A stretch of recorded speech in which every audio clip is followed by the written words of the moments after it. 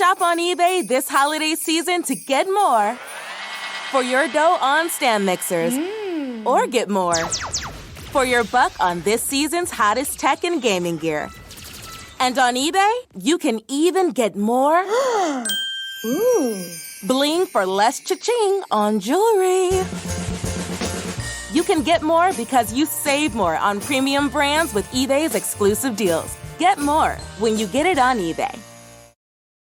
Welcome to today's podcast brought to you by U.S. Bank. Imagine a world where your moneymaker is your hobby. Well, you won't have to. U.S. Bank takes pride in being the extra push people need to turn their dream job into reality. With friendly advice, setting realistic goals, and being there, supporting them with every step in their journey, just like a friend or partner would. It's time to turn your side gig into something bigger. U.S. Bank. We'll get there together. Now let's tune into today's episode. This is Jordan Grace, and you're listening to the Social Suplex Podcast Network. BWB, this is One Nation Radio. You better get it right. Rich Latta, James Boyd came to give them life. The Blackest Wrestling Podcast has come to kick all ass and drop it 6 feet if they kicking trash. Word, let me welcome y'all to something different. And if you dig it, man, you should let some friends listen. We be getting it in, this on the regular dude. Ravish and flow, but this shit rude. See, James don't rap, so I had to break it down. The whole network, man, we coming for the crown. Raps in the columns, I keep them both covered. Making the beats too, so the listeners can bump it. Hit us with the rating, yeah, I'm saying it's a 5. Before you hit it, talk, bob your head side to side. It's One Nation Radio, and this is the beginning. It's Rich, and I'm here with James. It's time to listen to One Nation. We got to unleash the power of the pyramid. This is Mike Sempervive from WrestlingObserver.com. Check me out on Wrestling Observer Live every day. And also check out your boys, Rich and James, on One Nation Radio. This is Kenny Omega. We're listening to One Nation Radio. Check it out, guys. These guys know what's up. Big Kenny Omega fans, and that's all that counts to me. Goodbye and good night.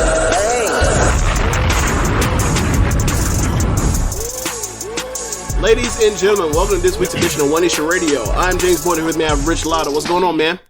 Not much, man. Just here commanding more respect than Seth Rollins. You really doing this? What's up with you, man? You really doing this? This man got jumped by a person that was getting scammed, that was getting catfished to believe that Seth Rollins was doing a business deal. And this man posted to the public that there was a business deal going wrong. And you want to say that, like, you command more respect than Seth Rollins?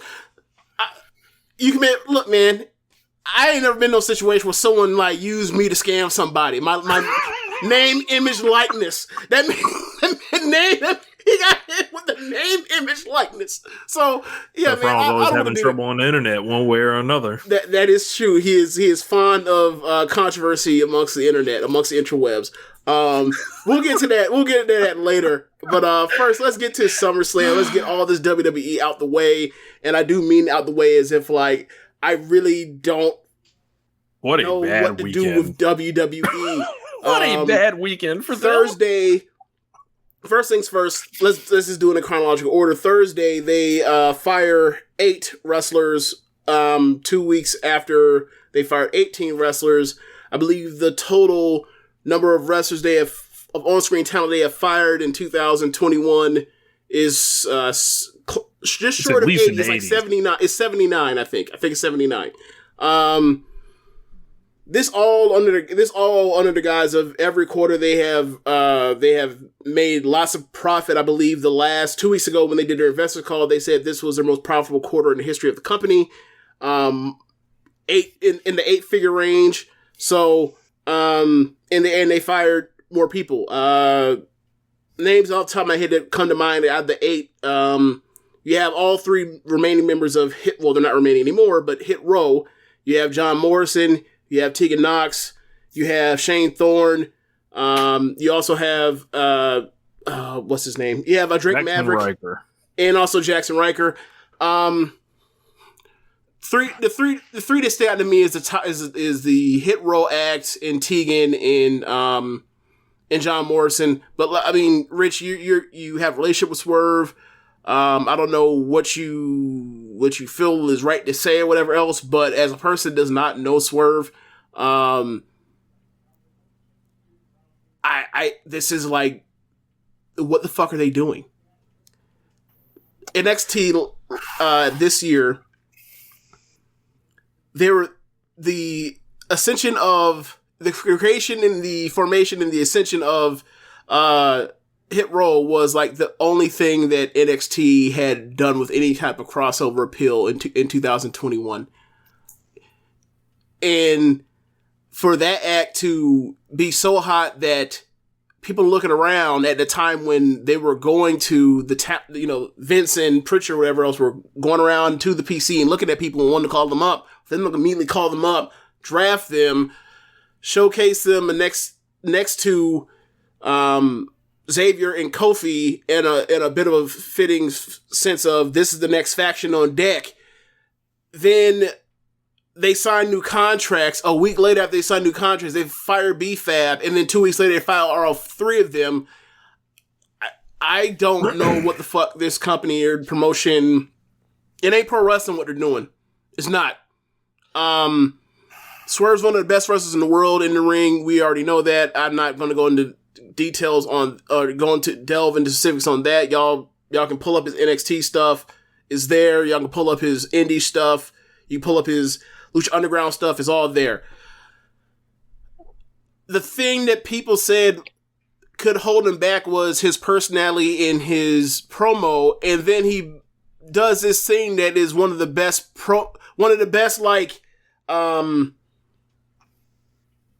let's say a depot. It's a depot. It's an outlet for promos between and bars and all that kind of stuff from in rhyme or in normal tones to talk about the talk.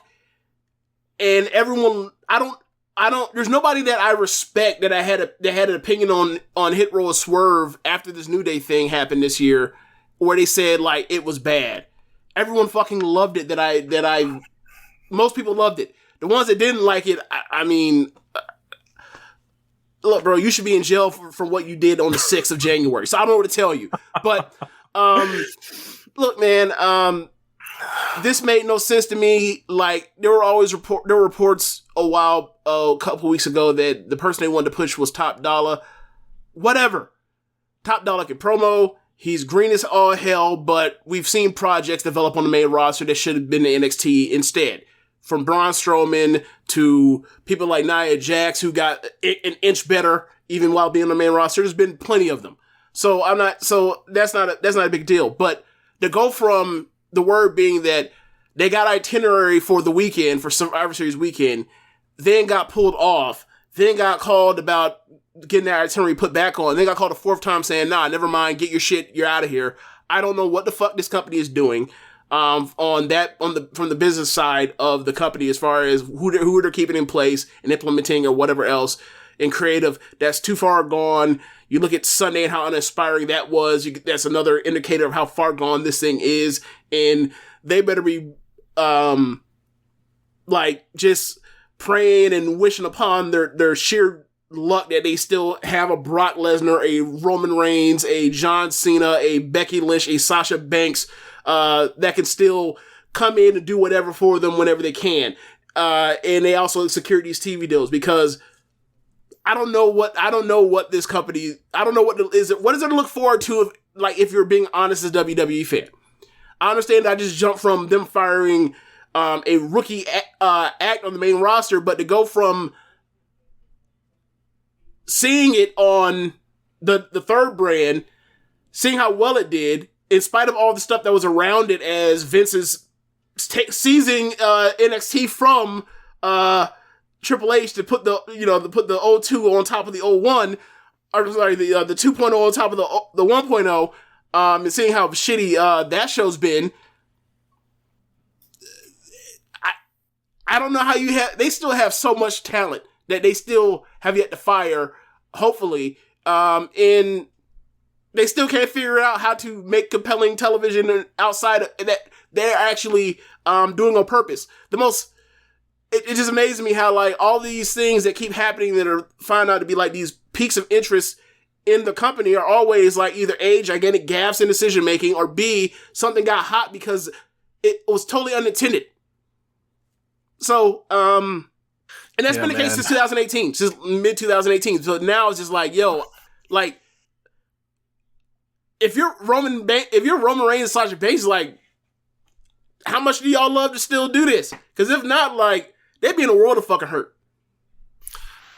Yeah, man. I think there's two different conversations with the Hit Row and then with Swerve. Like, there's Hit Row as an act, and then there's just like Swerve. Mm-hmm. Like, first, like, I just felt bad for my friend. Like, he wanted to be there. Like, and I can tell y'all that, like, he wanted to be in WWE. I never really asked him why, as far as, like, you know, knowing the prospects of this company, but we talked in and out about his ascension and path to the top and what it would take and who we would need to work with when, and this goes back to when he was struggling to get on NXT TV, and it was just seeing that release, I was just like, this is stupid. Like, and it was just like beyond like how do you not you don't see a star in Swerve? I don't get that, for one. Then let's talk about the group, right? You put it, you know, eloquently. Like, they were something that everyone liked, and they were largely hands off. As far as, like, you know, in NXT, like, they were doing all their own shit. They were getting to do ciphers on television. Like, from there, that can tell you that it would be hard to transition to the main roster, because are they going to understand? Are they going to understand these people? Are they going to know what to do with them? The answer was probably no. The Top Dollar thing, obviously they saw him as the star, and there's a lot of, like, you know, stories I'm privy to where I think it's a situation where you never want to find yourself in, where it's like, oh, y'all told us this is how you want us to proceed, but when I do proceed like this, like, y'all don't want that or whatever. Like, is it more of the grab the brass ring, and then once you go to seize that bitch, they look at you like you crazy? You know, like, I was privy to a line. It was like, hey, y'all said y'all were the ones you can either make friends or make money. This was y'all words. And then when, you know, you try to do this, like, I and Top Dollar is a guy like that. It's weird. And I talked about it in our group chat, where there are so many conflicting things that come out about him. And some of the stuff he does where it's out of bounds, like that thing with Jinder Mahal and Shanky, and who cares if they set it up? It just didn't come out right. Mm-hmm. Then I hear stuff about how he stands up for his friends, and he's just a cool guy. Like, for those that know him, he's like a ultimate, like, hey, you want that dude on your side, and if he's not on your side, then it might be, you know, a little like might be some tension, but he's overall a good dude. So it was just tough to see. And then thinking about Swerve, it's like, damn, like, we know he's gonna be able to go anywhere. If I'm AEW, I'm beating his door down. If I'm Defy, I'm trying to book him at least one time to get him in there and do some stuff. But yeah, I didn't see this coming, and I probably should have. And I wasn't inspired by seeing the Jinder Mahal program is what they had going on. There's massive mismanagement, like looking at the thing you said with the flight bookings and everything like that. And I'm sure there was a Busted Open interview where AJ Francis and Shanti were on there, and Top Dollar was alluding to things that were said to him that, you know, he's got stories too. So I'm pretty sure someone did a racism over a headset, if I had to guess. So it's it doesn't inspire really much faith, and I think this is another situation where WWE is hailed as this, or, you know, this last year, WWE has been hailed as this haven for black wrestlers. It's not. And this is another example of it. Swerve had the NXT North American title for most of this year, defended it once. They didn't really let him do anything with that. You look at that North American title lineage, looks mighty cursed. Shit, right look now. at the NXT men's title lineage. Wait like 3 weeks. Wait 3 weeks. Yeah. But yeah, overall, like, I haven't really talked too much to Swerve about it. Just told him pretty much hold his head, felt bad for him. And, you know, it's nothing that we really need to say because we know he's going to end up somewhere. There's going to be somebody that sees like what to do with him. And I just hope he's, you know, I hope he doesn't feel like he failed because like they failed him. He didn't fail. Like, and that's the thing, right? Like, you hear people in wrestling talk about how thin the margins is, and like it's just a lot of it comes down to just confidence, right? Well, you know, no pun intended. You know, the Swerve's confidence line. I wasn't trying to do that, but like you would hear about like how insecure someone like Ric Flair would be, and how like he needed a kind word from time to time to be able to realize like that he's the fucking Nature Boy, right? And there have been so many situations you've heard during these releases and firings where like people were told one thing and the opposite happened, and people didn't keep their end of the bargain from WWE's end. Oh, they were shot a unit, right? And like you just imagine like what that can do to someone's psyche, and they're like, I mean, you can, and they're like what they want to do or get out of this business, and how that drastically changes because of like the whims of I don't know what, like one to increase profit by $1 million or something. I don't know. When they already have like three separate $1 billion deals going on right now as we speak. Yeah, it sucks. And like Swerve's gonna be fine as we talked about, but like we don't know if AJ France will ever wrestle again. We don't know if for certain if Ashanti will ever wrestle again, or if B-Fab will ever do anything with wrestling again. We have no idea. And it's like they talk about how they want to jump in on the ground floor on something new, and how they're not wrestling, how they are sports entertainment, and like then when they present to you something that is entertaining as fuck that isn't wrestling like they claim they like, toss that shit out the water. Toss that shit that bathwater out with the baby. It's like it's crazy.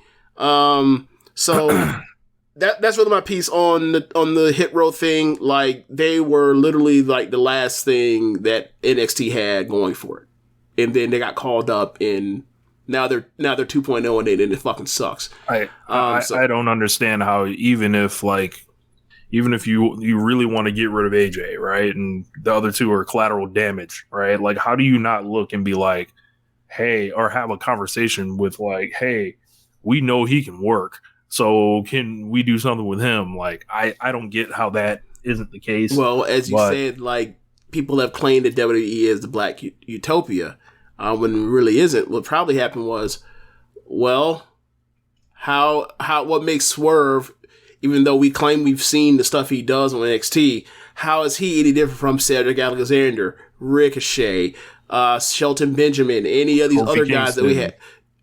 Or basically, well, Kofi's made them money, so they'll treat Kofi a little bit nicer. But my point is, like, what makes him any different from these other black acts that we have nothing for either, and we never will, because we won't get off our ass to try to do something with these guys unless it's the sheer luck of Kofi Kingston. It gets put in a gauntlet position. Yeah, I hope TK calls him. So we already know Big Swole is in AEW. I'm sure the word has gone out. Like I said, I haven't really asked who's ringing his line. Mm-hmm. I figure he'll tell me if he tells me.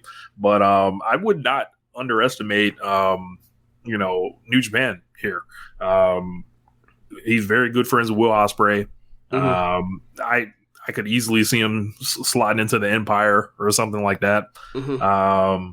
But yeah, I think he's going to be awesome wherever he goes. And WWE's like, it's hard to say WWE missed out on anyone because they're so fucking inflated, and they're going to make they could lose money. Roman and they'll still keep on trucking. They're fine, right? So, but it's going to be one of them where it's like, bro,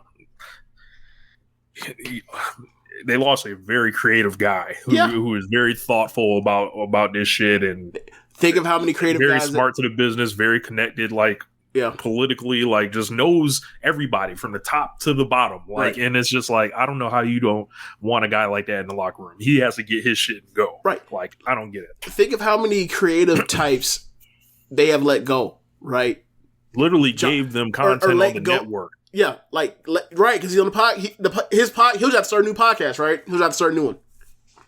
Yeah, Swerve. So, like, think of the people that they have gotten rid of / lost that are these creative people that they claim they always look for. Jon Moxley, Aleister Black, Andrade El Idolo, Swerve now. They lost Danielson, Jericho. Like, it is this cascade of, like, these people that are super talented. All they say is they want all this talent, all these ideas, and ultimately it's like, no, you don't. No, you don't. You want actors and actresses to go out there and perform your nonsense. And just be grateful that they're all even on screen. And, like, for a lot of people, and they'll be successful with it forever. Forever they'll be successful with it because they have, they've been in the game national since, 83? Mm-hmm. So they have that foothold. But we you know, every so often we hear about what that median age is, and we're just like, yo, 62 years old for NXT 2.0? Okay. It's bad. Okay. But we should get to some of the other names. Yeah. But yeah. John Morrison. Johnny last name. Let go. This man has done and gotten over all the stupid shit he was asked to do with Miz. And I'm sure he had phone because him and Miz are friends. All that stupid stuff. All those matches where he had to go out there and be the worker to carry those tag team matches. Remember when they had that ladder match where it was literally a triple threat singles ladder match for the tag titles? Remember that? Yes. He was fantastic in that match. Virtually, his rap when he first left the company was he can't promo. What does he do when he comes back? He promos very well, does all the goofy stuff, does the corny rap stuff to get heat. And then Miz beats him 1 week. Miz goes off the Dance with the Stars. They give him a yoga gimmick because apparently they think he's RVD. And next thing you know, he's using the dripstick on Karrion Kross, who's also been fired. And gone. And, like, this man was in California. He had his choice of anywhere he could work. With his wife, who also, same ditto, right? Could have her choice of places to work. Decided we're going to, you know, John's already there, so let me go do NXT. And they fired them 2 weeks apart. And probably the reason why John Morrison wasn't fired 2 weeks ago is because he was in the UK. So they couldn't fire him while he was on a different fucking hemisphere. So, yeah, man, that fucking sucked. So now, like, you got a couple packed up their shit, moved across the continent to live in Orlando, Florida, which, like, I like Orlando. I don't love Orlando. I have a homeboy that moved there. I wouldn't necessarily live there either. But, like, he moved all that shit in good faith, and, like, a year later, or whatever, gone. That's just the human side of it. This is another example of if you leave WWE 99% of the time when you come back, doesn't matter what the fuck you did elsewhere. It doesn't matter that you've become like a top star anywhere else, or doesn't matter if you got better. Great, yeah, gotten better or anything like that. They're going to see you as what they saw you as before. He was with the Miz before. They put him back with the Miz and made him a tag team person. This is a guy that could have done cool matches in NXT. He could have done a lot of stuff. You need people for Roman Reigns to beat. You can turn that man babyface on a dime and tell him to go electrify, and he would. Now, why is that dude not like a player's coach right now in NXT? Like working with Carmelo Hayes and like anybody else? Like, I don't understand that. Crazy. So Bruce says, who is the Miz work with? Sandow, Flair, Bryan, Morrison. What do those four have in common? They are no longer here.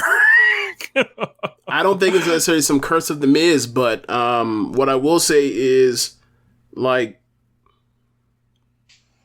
this company is a mess, man. It's a mess. Like, I'm not saying that he's gonna be a top guy or a future champion, no shit like that. But they always want to do TLC. They always want to do some crazy shit. Jeff Hardy is 70 years old.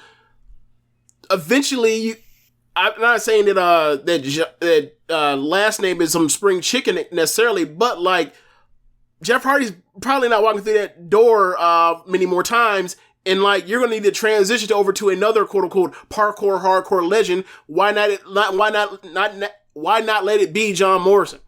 There's always a space for somebody to go out there and die and do death defying stuff in these flips. matches. How do you think Kofi stayed on for so long until New Day happened? Yeah, Tegan Knox. So cursed with lots of bad luck, and once Triple H is out the picture, he seemed to be her protector.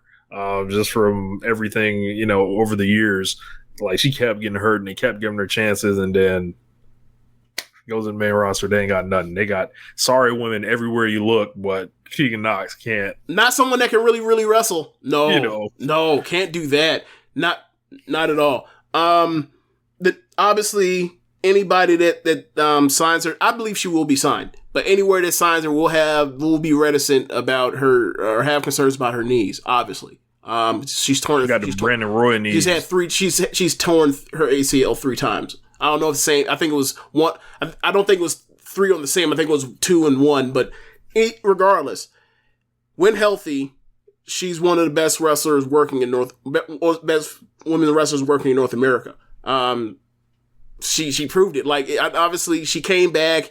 And when she came back, they immediately Pritchard and Vince went to the PC and they liked what they saw, so they brought her up with Shotzi, and then they called her Shotzi and Knox, and then they won those tag matches, and they beat the tag champions like 3 times. Never got a tag title shot.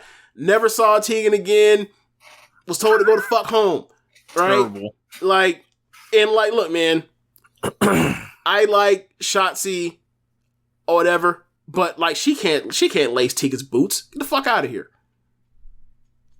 What are we doing? Yeah. And like, so for me, this is one of the people like when I think of Keith Lee, when I think of Swerve, when I think of Aleister Black, like they got fired. Vince AEW needs to snatch them immediately. Like that's immediate. That's immediate impact hiring. So yeah. So we got Drake Maverick. Seemed to be ready, prepared. Yeah. I did not watch the video that he put out, but people said that he had like something in the chamber. Yeah, I didn't watch it. But as I said last year when he got fired, like that dude can promo. That dude's really small. But if you are looking for comedy, a baby face that you can beat over and over and over, he's your guy. He's not gonna be anybody's champion. He could probably be somebody's champion when they're next to a dominant tag team partner, that sort of thing. Like if it's Wardlow and Drake Maverick, you can make them tag champions, that sort of thing. And then you just have him be the pin eater, obviously. But yeah, somebody that's super talented. I'm sure Impact still has a door open for him to come back. But yeah, it really stinks because like that dude, like. He's a really lovable loser type that you could just buy to like you as a inherent likable person that just gets crap beat down week to week. Jeremy had asked, "Is Shotzi for the freaks?" I said, "Yes, she's the new Ruby." Kind of, yeah. Yeah, basically a punk rock girl. Yeah. That they turned heel because they can't imagine somebody would be interested. Yeah, Floyd said Drake's video was like 2 minutes after his release was announced. He had that in the can. Dylan says they hoed Drake Maverick like crazy with that wild ass storyline they did a year ago. Oh yeah, they definitely did. Like he when they did that, that 6-person round robin for the NXT Cruiserweight title, they put him in there, and then he I think he until the last day of his block, he was in it. And then, he had lost and he was walking out, and then they gave him, the contract or whatever else to stay. Like at that time, given how bad it was in the pandemic, that was right at the beginning of the pandemic. Like he was literally the only inspired babyface or the most inspired babyface on NXT at that time. And I remember, his last match for will he keep stay alive or will he be eliminated? Like that popped the best rating of that like month. And I remember telling you, like, Rich, you think I'm joking? You know, when I'm talking about him being like this good talker and being a likable guy to get behind, like, but people were into that shit. And I'm not saying you could have ran with it somewhere big, but he's somebody you keep on the roster because he's talented and he could tell great stories and he can always fight his ass off from underneath. Like, he's a good ass storyteller. Yeah. Remember that man pissed himself on TV before. Yep, they hold him on that one. Yep, they did a lot of shit. Shane Thorne, I forgot he was in WWE, but he's probably going to reform. Slapjack. Oh, that was him. Okay. Yeah. He'll probably reform his tag team with Nichols. Yeah. A guy to have on a roster to have good matches and beat. When he was in NXT, more or less after TM88, or is it 83 or 88? What was the number? 88? 88. Yeah. TM88. No, that's a producer. I'm thinking the Team Mighty's bitch. What am I doing? No. TM88 is a producer. Okay. I believe. But well, whatever the Mighty's name was in NXT. Yeah. Like, after they broke up and Buddy shot them that unit and he said, like, I'm gonna go see my, handle some family business. That man shut up on fucking New Japan. TM61. TM61, that's what it was. So after that, like, Thorne stayed around and he was basically go out there, have 7-minute match with like a Cameron Grimes, Johnny Gargano, and have a really good match and then like get beat. That was his role. And then he got called up to Retribution. Another great gimmick in the history of Vince McMahon. McMahonism. So man, yeah, been striking out a lot. And there you go. And like Mustafa Ali, Ricochet, Dijak, dudes is there dying on the vine. Well, everyone on this list so far, obviously we've handled their releases with contrition and seriousness, but the last release. Oh my god.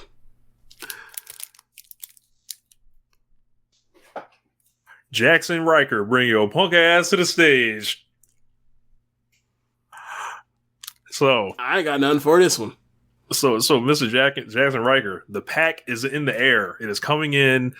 We've been waiting. We've been wondering why this charade was allowed to go on this long. This man was getting all the push, all the protection.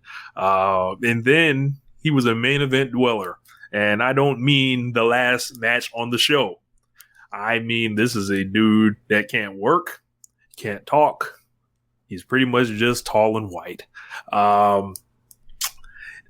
Sorry, brother. Like, I don't know where you about to go, but I Impact may be hiring, UPS may be hiring.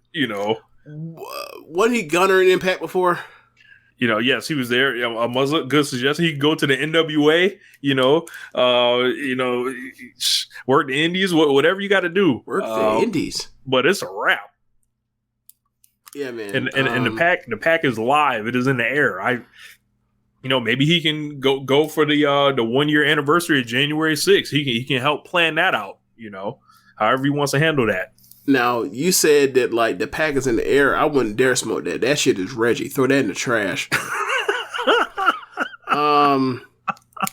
Yeah, man. Not a good wrestler at all. Charisma just doesn't seem to be there from a traditional standpoint of what you want out of a pro wrestler.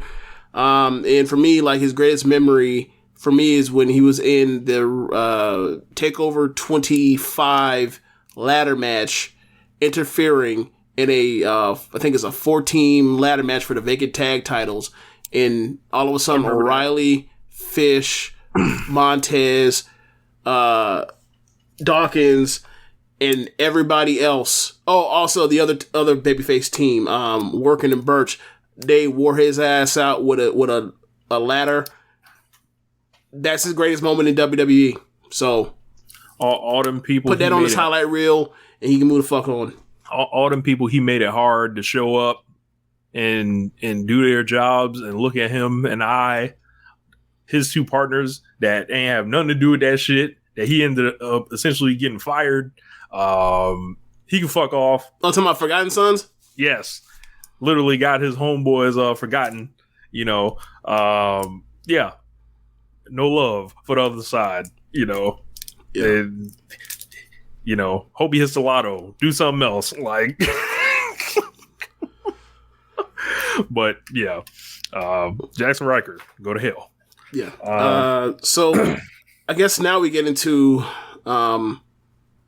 I was going to say last night, but Sunday's pay-per-view, Survivor Series. A bunch of Reggie. Seeds and dirt.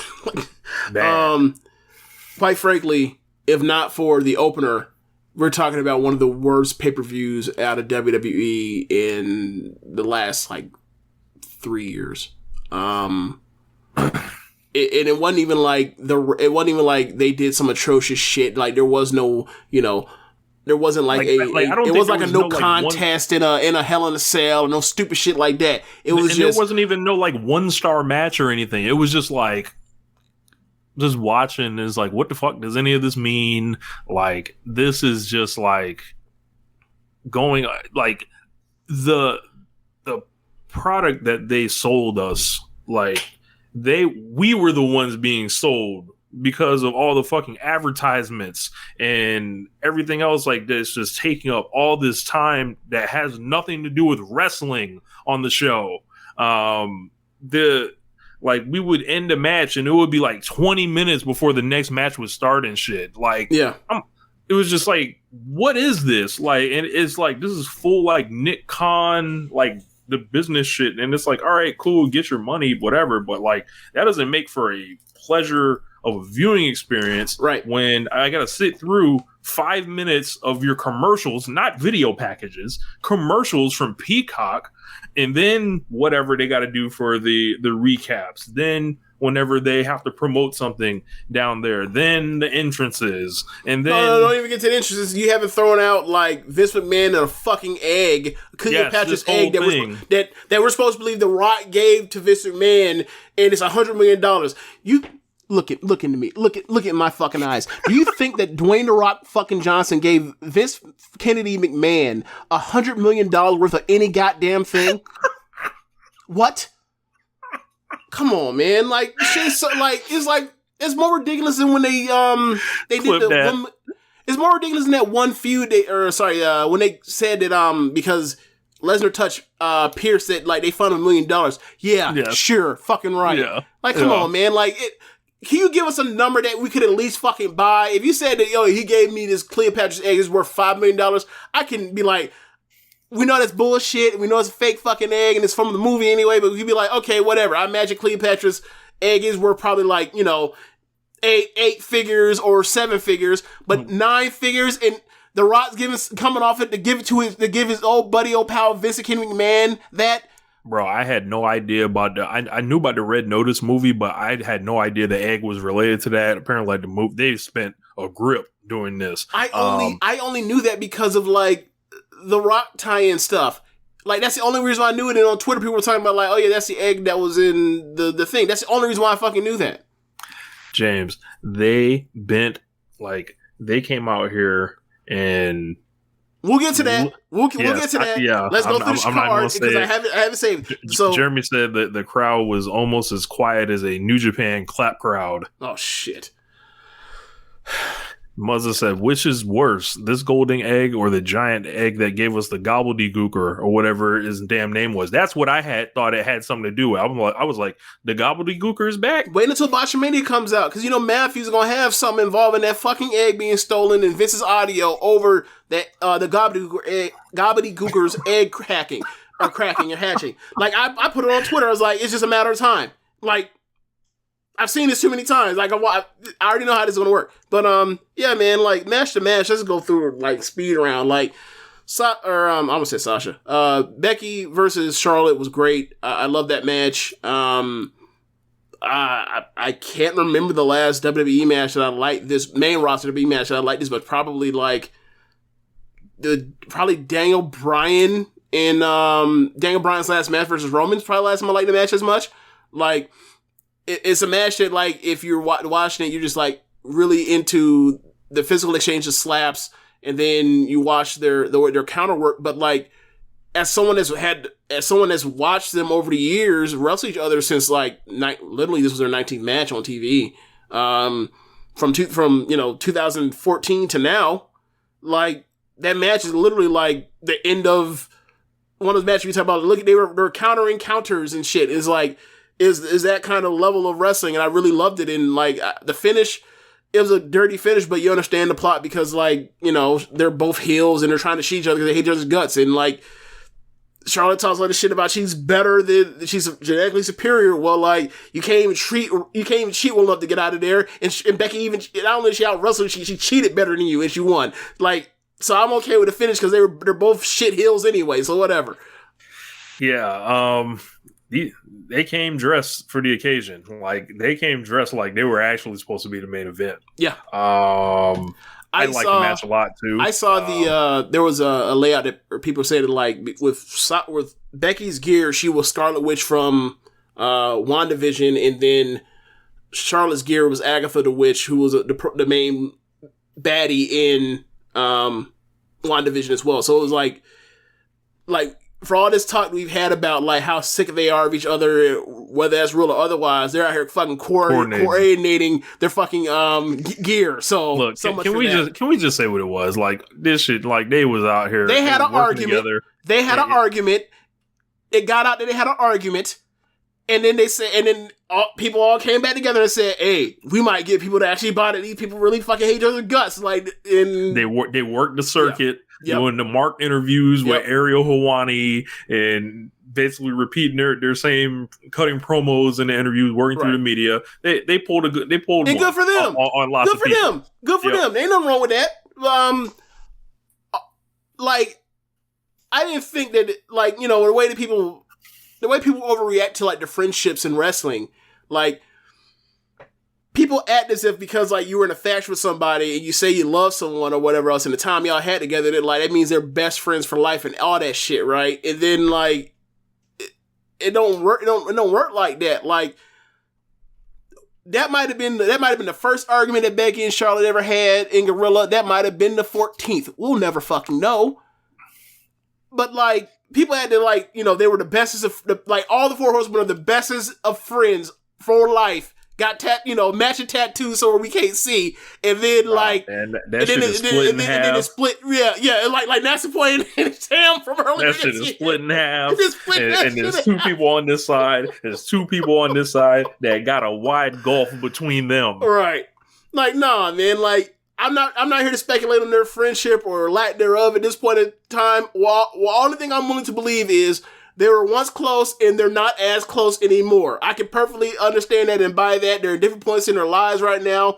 Some of them are married, some of them are mothers, like right, and that's what happens with growing up. And then, like, look, if they wanted to play, if they had that argument, because first off, you don't really argue with people that like you're not really close to, unless it's like some violation type shit, right?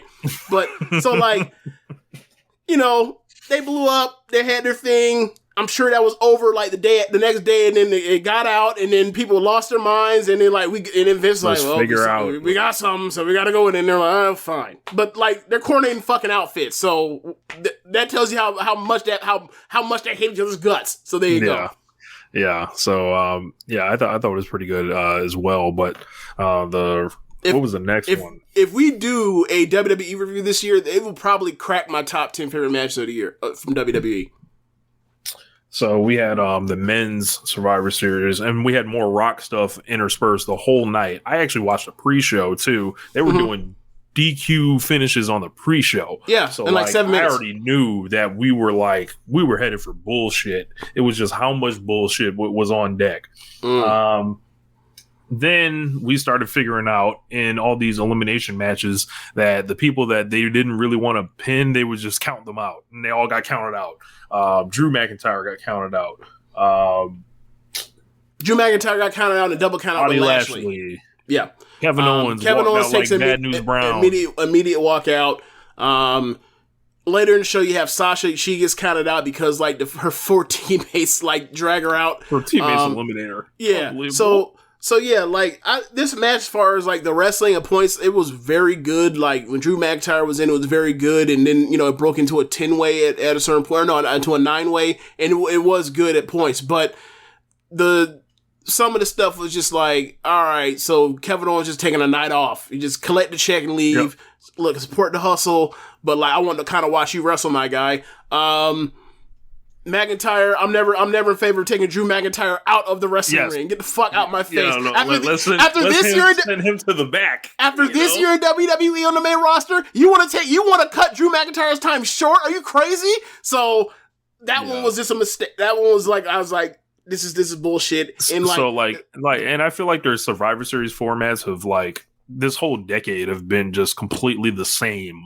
There's always a flash elimination in the beginning, whether it's some type of count out, whether it's Mark Henry knocking out the Big Show, Big Show knocking out Mark Henry, back as far back as 2013. Last year, they did some shit where dudes was getting beat quick. Walter got beat quick in 2019. Like Riddle there's always what's up? Riddle got beat quick too. Yeah, like there's always like the beginning of the match, flash elimination. Like same thing happened in the women's match as well. I think it was Carmella. Yeah, we'll get to that. That shit was fucking stupid. The end with Jeff Hardy and Seth Rollins really got people into it. People were really into Jeff Hardy. They believe he was going to beat Seth Rollins. Yeah. I don't know what it is about Jeff Hardy, but they just love him still. Yeah, and I mean they set it up nicely where like he's down 2-1. After one Sheamus' own teammate betrays him. We gotta talk about that part real quick. But like him and Sheamus, the last two on Team SmackDown, after a year ago on SmackDown, Sheamus framed that motherfucker for a hit and run, and I was like, never mind that. And then like later, like Jeff threw a mug of piss in his face, and they had a fight over it, and then like nothing got resolved to where they were explaining why they would be doing moves, they would be team together, let alone anything. Like that's one of those. This motherfucker threw piss in my face. You lucky I don't shoot him dead where he stands. So the fact that like all of a sudden towards the end of the match they're doing literal like tandem tag moves together like they're fucking Azumi and Momo. I was like, what is this? This is nonsense. But Sheamus eventually turned on him and left him at disadvantage. Sheamus got taken advantage of and beaten by and caught by Theory. So Jeff's working underneath. He ends up beating Theory with the Swanton. He crushed him on that Swanton. Like, he landed on that man flat. Like, I don't know how Jeff's head didn't whiplash into the canvas. And then he was in there with Seth. And, like, him and Seth told a great story. And, like, people who were in the building thought that he was going to land that Swanton and beat him. Seth got the knees up and then curb stomped him and got out of there. Yeah, ism. Yeah. So after that, we got more celebration of The Rock, more fellatio of The Rock all over this show. The 25th anniversary, all the video packages. Like, I'm sorry, like The Rock had a 6-year career in WWE, man. Like, like this is so. They are so thirsty. They are so like eager to try to have The Rock send them a tweet to acknowledge them. It looked so shameful. Everything they did this whole night. I guess we can keep kicking it down the road, and we're going to do it just how they did it. Yeah, So we had the Dwayne The Rock Johnson Battle Royal. Yes, that's right. They had the Dwayne The Rock Johnson Battle Royal. I don't know if that was officially the name, but like they did mention it was in honor of The Rock, so it is it was a The Rock Battle Royal. So. Sponsored by Pizza Hut. Yes. More business stuff just getting in the way of like the show. So I was watching the match and they were kept referring to the pizza and I was like, this is fucking stupid. And then all of a sudden I was like, this is fucking stupid. However, I'm hungry. I'm finna call something. I'm finna go to PizzaHut.com and go get a carry-out, bitch. I was hungry. So I ended up so it does work. It's stupid as fuck. I hated it, but at the same time, the Pizza Hut kind of came through at late at night on a Sunday in St. Albert, Florida. So whatever. Yeah, bro. They got the pizza. They was throwing the COVID pizza, into the crowd. Right. COVID on top, with the cheese and the pepperoni. Like it would be like, oh well, the pizza's still hot, so like it burnt off the COVID. It's like, nah, that pizza look cold as fuck. Almatic says they're plugging Pizza Hut pizza at a Brooklyn show. Come on, man. They don't give a fuck. Yeah, like they have no shame, none. They will go to motherfucking Louisville, Kentucky, and start pushing some fucking Popeyes. Think it's a game. Yes. JML says The Rock sent a video for Ken Shamrock's Impact Hall of Fame induction, but nothing for Survivor Series. Right. Right. Yes, amazing.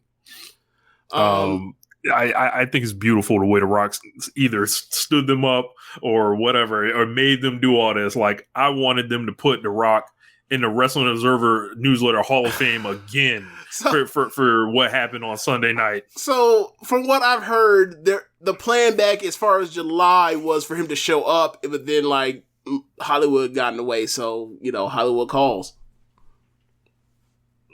Yeah. It is what it is. Like, maybe... And they're left looking like suckers. And Rich... Good thing they didn't have months and months of ahead of time to know that they had to change course. Like, they would, why? Because they'd rather sell those tickets, right? And that's where we're getting at when we talk about this at the end. So, most disgusting promotional tactic. I mean, look, I'm not saying it's going to win, but I mean, it's something that should be a candidate, or at least on the fringe, at least. So yeah, next match after that, you end up getting, I don't even have the thing up. So next match. RK Bro and the Usos. Yeah, decent match. Man, was this boring. It was a decent match. It wasn't nothing special. It was a decent match. The finish comes where, Riddle's in trouble. His body is splashed on. You can literally see Randy Orton's face up against the barricade, looking into the ring. On the far side of the hard cam, they cut and zoom in real tight on whichever Uso was up there, and I was like, he's about to catch a RKO from anti-air RKO from absolutely somewhere, because I just fucking saw Randy Orton, and then sure enough, after it took 15 seconds for whichever Uso was to jump off, he catches him, and that was the end. I was like, yo, like, how lazy is this? Just put Orton on the side by the entrance, and we don't see him on the camera. Yeah, man. I felt like I saw a lot of chin locks. I felt like these guys were just like, let's just do this house show match, and you would think they could really tear the house down, these two teams, but they decided otherwise. Yeah. The women's match. Let's get to it. This is a mess. So we got more video packages from The Rock. Hold on. Yep, yes, more video packages from The Rock. Of course, more. Someone stole my fucking egg, in showing the egg to Roman Reigns, and then Roman Reigns saying that, like, oh, $100 million that egg, that'll be on my next contract. Neither one of these things are $100 million. Roman Reigns or that fucking egg. I'm sorry. Get the fuck out of here. Roman is worth lots and lots of $1 million, not no fucking 100. Sorry. Anyway. He's a heel, so he can say that, but like, the fucking egg is preposterous. That's just ridiculous. Like, yeah, man, fake ass TV prop. It didn't even look good on camera. I don't get it. And then Vince was booking his own employees to cheer for him when he got out the limo. Yeah. I was absolutely befuddled when I saw this. Dance or get shot. Right? Yeah. That's what it was. Yeah. Because like the first time I saw it, there was no commentary explaining what was going on. So it was on the pre-show when he arrived. So I watch him get out the limo, and I'm like, there's no commentary over this. So he's holding this thing. I have no context of knowing it's from the movie, and he's just showing the egg, and then all the people there in this goofy, and I'm like, what the fuck am I watching? WWE in 2021. Yeah, literally. Yeah. So, women's Raw vs. SmackDown Survivor Series match. Bianca, Rhea, Liv, Zelina, and Carmella on Team Raw versus Shotzi, Shayna, Natalya, Sasha, and Toni Storm. Carmella comes in and she wants to put on like this stylized mask to cover her beautiful face. I guess her gimmick now, she's the most beautiful woman in the world, and whatever. Like, whatever. I don't have time for it. And neither did WWE. She tried to put the mask on, and Toni Storm dropped her and pinned her. Then Zelina got in. She got in. Toni Storm pinned her as well. And then almost immediately after that, I believe, I can't remember who it was. I think it may have been Shayna that got Toni Storm out. I don't remember. But really quickly, No, it was Liv that got Tony Storm. That's right. Liv got out Tony Storm, and then someone got out Liv. So then basically by the end of it, you get down to like the nitty gritty is really like Rhea and Bianca versus the rest of Team SmackDown. Or the four that was left, they end up eliminating Rhea after going through an onslaught of people, and then it's literally it's Bianca versus the four left of Team SmackDown. They teased it earlier in the show. They were going to do Bianca versus Sasha, and that was the only thing that got the crowd to not do the wave or chant CM Punk or do any other nonsense. It's like, so, because Shotzi has been pissed off throughout the match, she is hot tagging Sasha out. She is like pulling her off the apron at times in matches, doing all types of shit. And then like at one point, one of them is someone's trying to tag out, and those two are next to each other. I'm like, y'all two next to each other. She's been beating you up, and you've been beating her up the whole time. If y'all don't throw hands right here, they sit there and tag. But anyway, never mind that. So eventually, Sasha had pissed off Shayna and whoever else, and Sasha's legal person and got in. They pulled her out and let her get counted out or whatever else. So Sasha eliminated without having to do a job to anybody. All that talk about doing a second Bianca-Sasha match is never fucking happening. If it does happen, it'll be the year 2028. So, from there, Bianca has to go on her own against, Natalya and Shayna and Shotzi, and one by one, she got rid of all three of them, and eventually she ended up beating, Shotzi with the KOD. Or the JP Code, whichever one you want to call it between the Mecca or Bianca. But yeah, that was... No. So then people from there, I see on Twitter, hop on and say, look at the year that Bianca's had. She won the Royal Rumble. She won the first night main event of WrestleMania. And then she also was a sole survivor after being down 4-1. I'm just like... Yo, can I tell you why that is bullshit? Because she fought nothing but geeks. She didn't beat a single person worth a damn that they care about along that way. And also, all she does is fucking lose in the meantime, between time. She does is fucking Sasha's lose. the only person that's a star that she's beaten in the women's division all year. Look, and when have they ever had reservations about beating Sasha? Exactly. So, like, this person is somebody that they do not see as a star. If she wins the belt, I'm sure she will again, and then people will start this. I'm like, well, they fucked it up already because she could have just been mowing through everybody. Like, they're not allowing her to beat Becky, they're not allowing her to beat Charlotte. They're not really doing anything. Like, they let her go over Bayley. Like, after she first won the title. You know when she's gonna be a star? When one of them leave. No. I don't even that. When she's going to be a star 3, 4, or 5 years from now, when like Becky or Sasha are no longer still there. And then they will point at it in the same way that we talked about, like what they were doing to Horsewomen when it was time to put them on top so they could quote unquote catch or surpass the Bellas. And they never quite did it right. They always were holding off on it and whatever else. And then eventually, like, the bar got lowered so far that they were like, they are kind of the stars left in that division. And then, like, Becky blew up and then she left and she's kind of back down where she kind of was right before, like, right as she was getting hot in the middle of 2018. So, like, yeah, like, relatively speaking, she's not a star compared to Sasha and Becky. But, like, she's going to be around. She's going to be around. Though those four will not in the next 5 years. And then everyone will say that she is a standard bearer for the division. It's like, you could have caught her up this year. You fucked it up. Yep. And, like, you think about her coming up to the main roster in 2020. We all know that she didn't do jack shit from April to January. Right. She wins the Royal Rumble. Has a horrible build with Sasha Banks where they're tagging together and losing all the fucking time.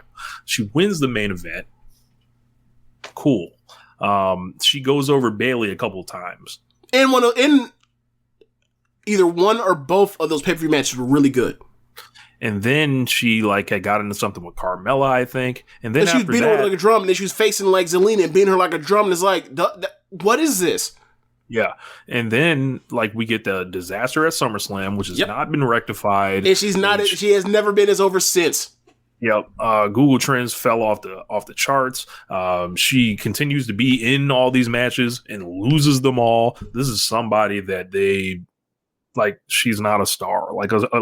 they had a chance to do it, but like any other person, they'll fuck it all up. People really want, and Bianca's a strange person to talk about because she's an intersection of a lot of race, gender, and everything else. People are not going to call it like what it is. Like, they're going to watch her be in all these matches, not win, and then tell themselves like, a great job is being done. And then when she's beating like geeks, like that's going to be like, like, I'm sorry, they're getting conned. So, my thing is this. When they want to book a star, they book them like a star. Like, Becky slaps Charlotte at SummerSlam 2018, and she didn't do a job again until January. Or she didn't get pinned or submitted again until like January or Super Bowl Sunday, or sorry, Pro Bowl Sunday in January, right? Months. Roman Reigns don't get pinned or submitted. Drew McIntyre wasn't getting pinned or submitted last year, right? Like, they know when they want to book someone like a champion, they'll book them more like a champion. Or not a champion, but like a top star. They don't care. And like, look, this is what they have on their side. Whether or not she is a star or is not, the people that watch that show believe her to be one. So, from that perspective, these are the people that should be the angriest. So, from that perspective, half the battle is already won, which means this is so fucking mind-boggling that they won't just push it over the fucking goal line. Look, I'm gonna say, well, what about the other way where it actually fucking matters, like ratings, tickets, being a star, like, blowing the fuck up, selling merch, all these other things that they're missing the fucking boat on, right? Like the real stuff. By not, when the people already believe in her, not pushing over the goal line, like I'm saying, like they're missing the layup, and it's frustrating because it's like, y'all missing a layup while y'all still want to feature her. So it's like, well, what the fuck then? Yeah, I think I don't think people really want to be honest about it personally. They're doing her a disservice. Yeah, and and they'll see it. Like the more that happens, like the more they'll be like, oh, like they'll start putting it together. Oh, these weren't really signature wins. Because like she just beat Natalya. I don't know how. Like, how people talk about like the Obama Trump voter, right? Yeah. I don't know how you're a Sasha Bianca fan, stan, or whatever. See what happened to Sasha all along that way for all them years, never ever able to defend her titles, always losing them super duper quick, never having any long reigns or whatever else, and then see how Sasha managed to still survive the end of it, the second or through it or whatever else. And then, like, see what they're doing with Bianca, seeing that Bianca is older than Sasha, and still being like, that's the other thing. She's about to be 33. There's plenty of time for her eventually to get to it. No, the fuck, there's not. Yeah. Like, eventually Bianca's going to be like, hey, what if I want to have a family? Not even that. If Bianca wants to wrestle till she's 50 on North American major pro wrestling television, she will be able to outside of WWE, but it will not happen in WWE, and you know why. The clock ticks a lot faster for women in Vince McMahon's mind than it does for men. Look at what they did with Mickie James just recently. They put her shit in a garbage bag and mailed it to her. So trash. Don't come. So for me, it's just like y'all think there's all this time left in the world. Okay. And then you look up and it's a cold day, and then there's a quarterly report coming out, and then all of a sudden, no, I ain't concerned about that. What I'm concerned about is like, okay, like maybe she wins Rumble again. I don't know. Like maybe she faces Beyond, or maybe she gets her win back from Becky at WrestleMania. I don't know. But the thing is, like, this is a whole last year, bro. Yep, and this is a whole lot of bad. This is like a whole lot of bad booking. This is like 8 months. This is 8 months from the time she got squashed at 26 seconds to when she gets his win back. 8 months. Yeah, that's a whole lot of bad booking, and never really winning anything that matters. Right. And then like them trying to sneak other people like into the title picture, like to basically kill time until they get back to Rumble season. It's like, yo, I don't know why y'all are playing with it. Like, it's like they got Becky Lynch back, and then like they just went into shock. Like the problem isn't that the problem isn't even like Becky, because Becky is doing pretty well, all things considered. But the problem is like they are so poor at booking that division, and historically have always been, right? Always have been bad at booking that division, right? Except for them catching lightning in a bottle because the fans rejected a heel turn for Becky. They've been so poor at booking the women's division for all those years, even when they got the talent in there to run a consistently competent one, to have enough stars to do such a thing. And like, they don't ever want to push people that are talented enough. They have good matches with people. Because they don't care about good matches. They don't want to put people out there that are compelling as characters and believable to people because they don't care about that either. Like, it's just weird. Like, that whole division's been a mess. And like, it always feels like it's like literally 3-4 people. And then like after that, it's just a bunch of like pushovers and tomato cans. And, you know, like, what do we know where, Asuka was drafted?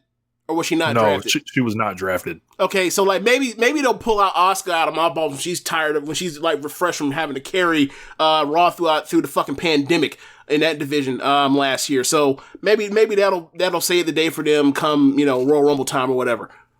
Who knows? Bruce said, just wait until Rousey's back. Bianca will be chasing the 24/7 title.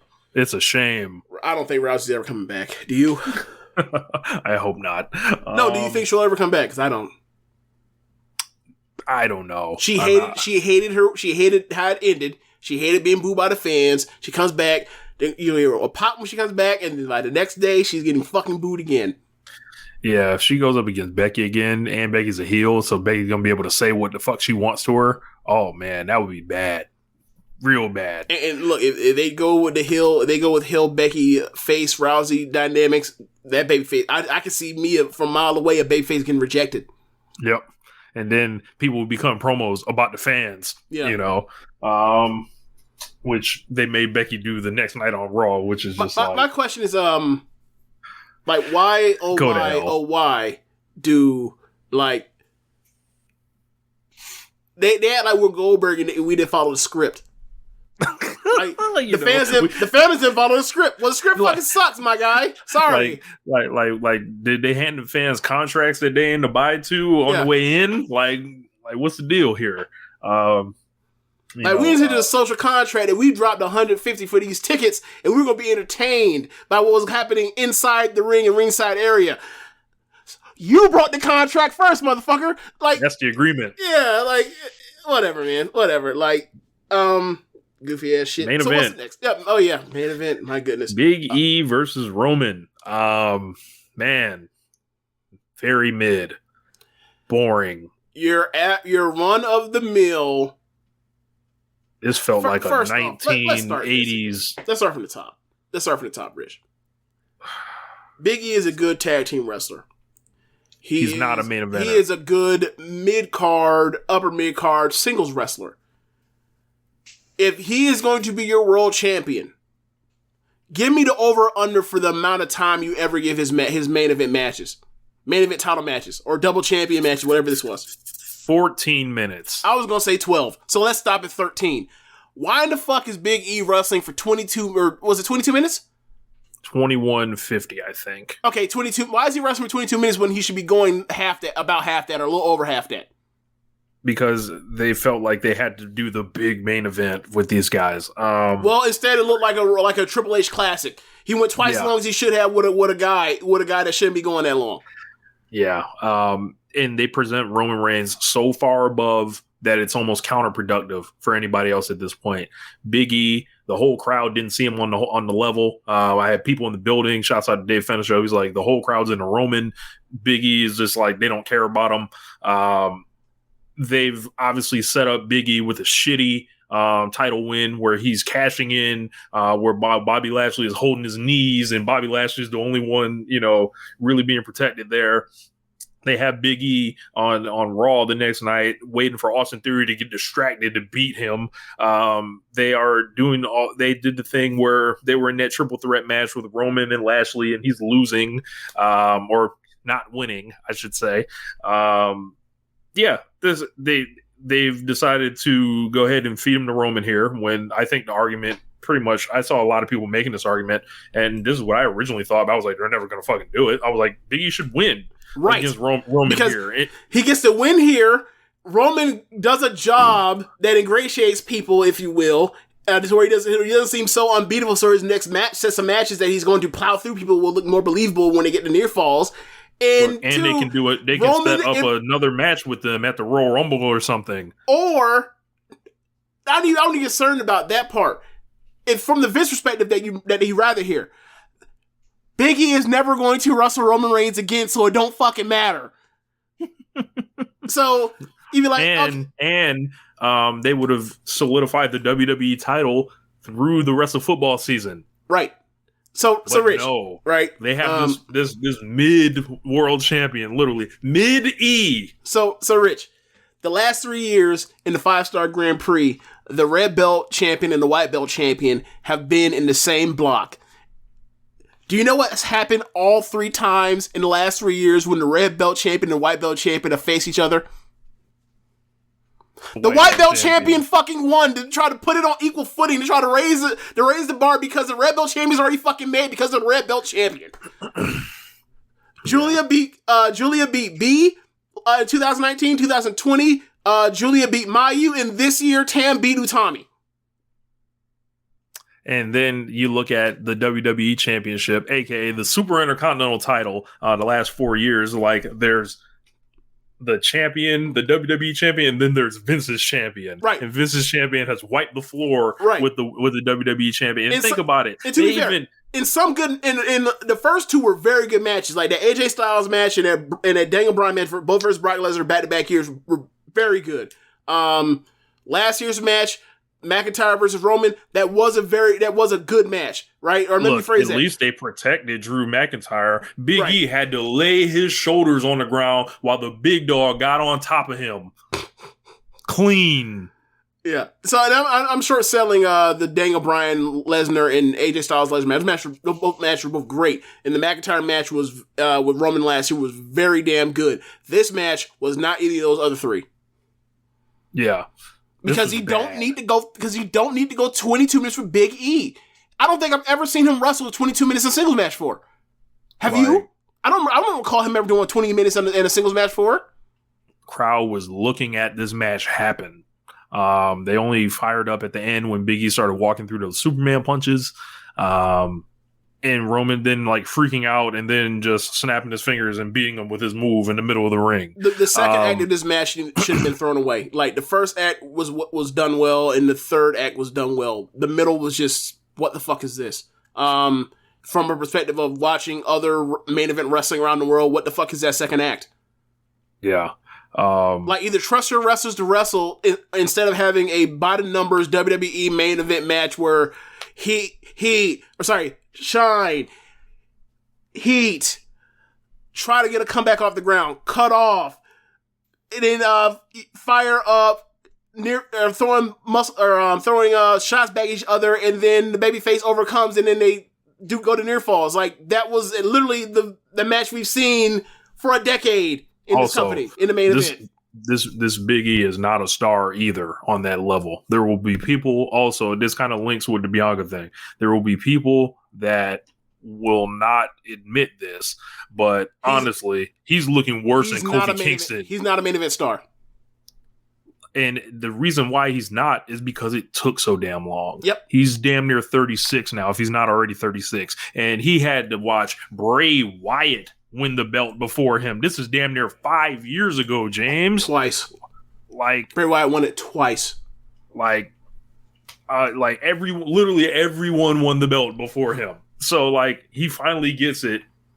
Y'all know they don't care about that number 2 WWE championship. They're throwing it on him in, hopes of hot-shotting some shit. It's probably died on the vine as these ratings for Raw just look worse and worse and worse and worse. So they're going to blame him as a failure that they set up. And it's like, what the fuck happened here? This is the stuff we were talking about last year when he was IC champion. He kept having matches over and over and over again with Apollo Crews. It's like he beat this man like a drum move on to something interesting. Nah, gotta have him lose at WrestleMania to fucking out of nowhere ran his random Deus Ex Machina Commander Aziz out of nowhere. Yeah. Like, I hope that finish gets, like, abolished for all time. Person that we've never seen before, has nothing to do with your match, shows up and interferes in your match at the very last fucking second of a match. I hate that fucking finish.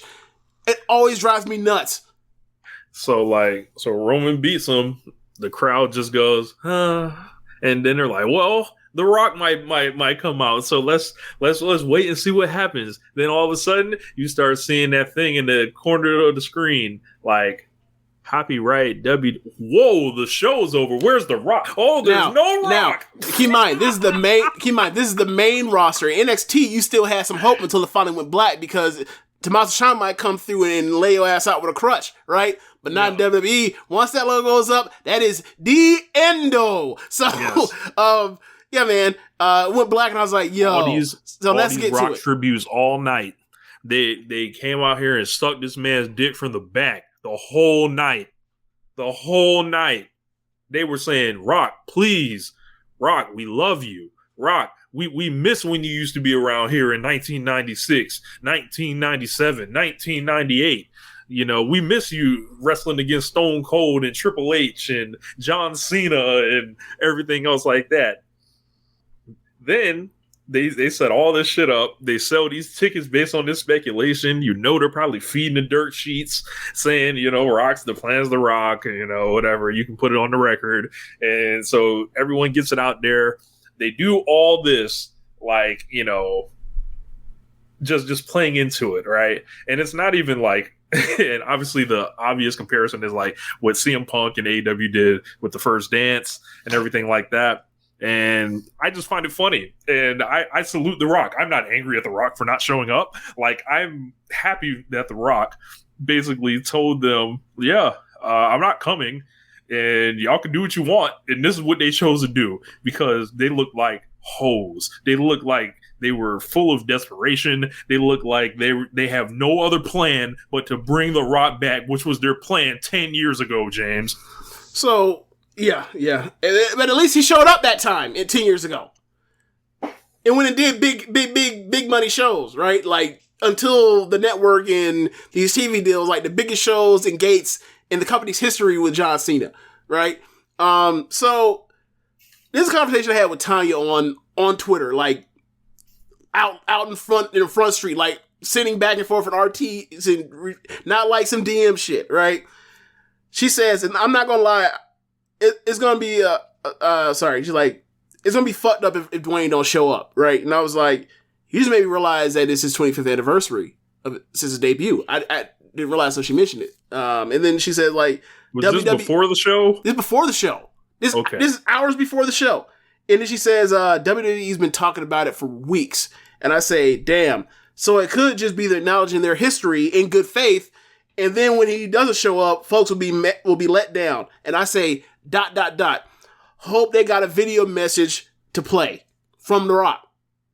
Because the easiest way to just nip that shit in the bud and say The Rock ain't gonna be there is, you say this is a 25-year thing of The Rock, and at the beginning of the show, he shows on video and he does a promo for 2 minutes, however long, and move on, and everyone knows right there from Jump Street. They got a picture from The Rock, they just showing Rock some love, and showing some highlights of The Rock 25 years and get the fuck on.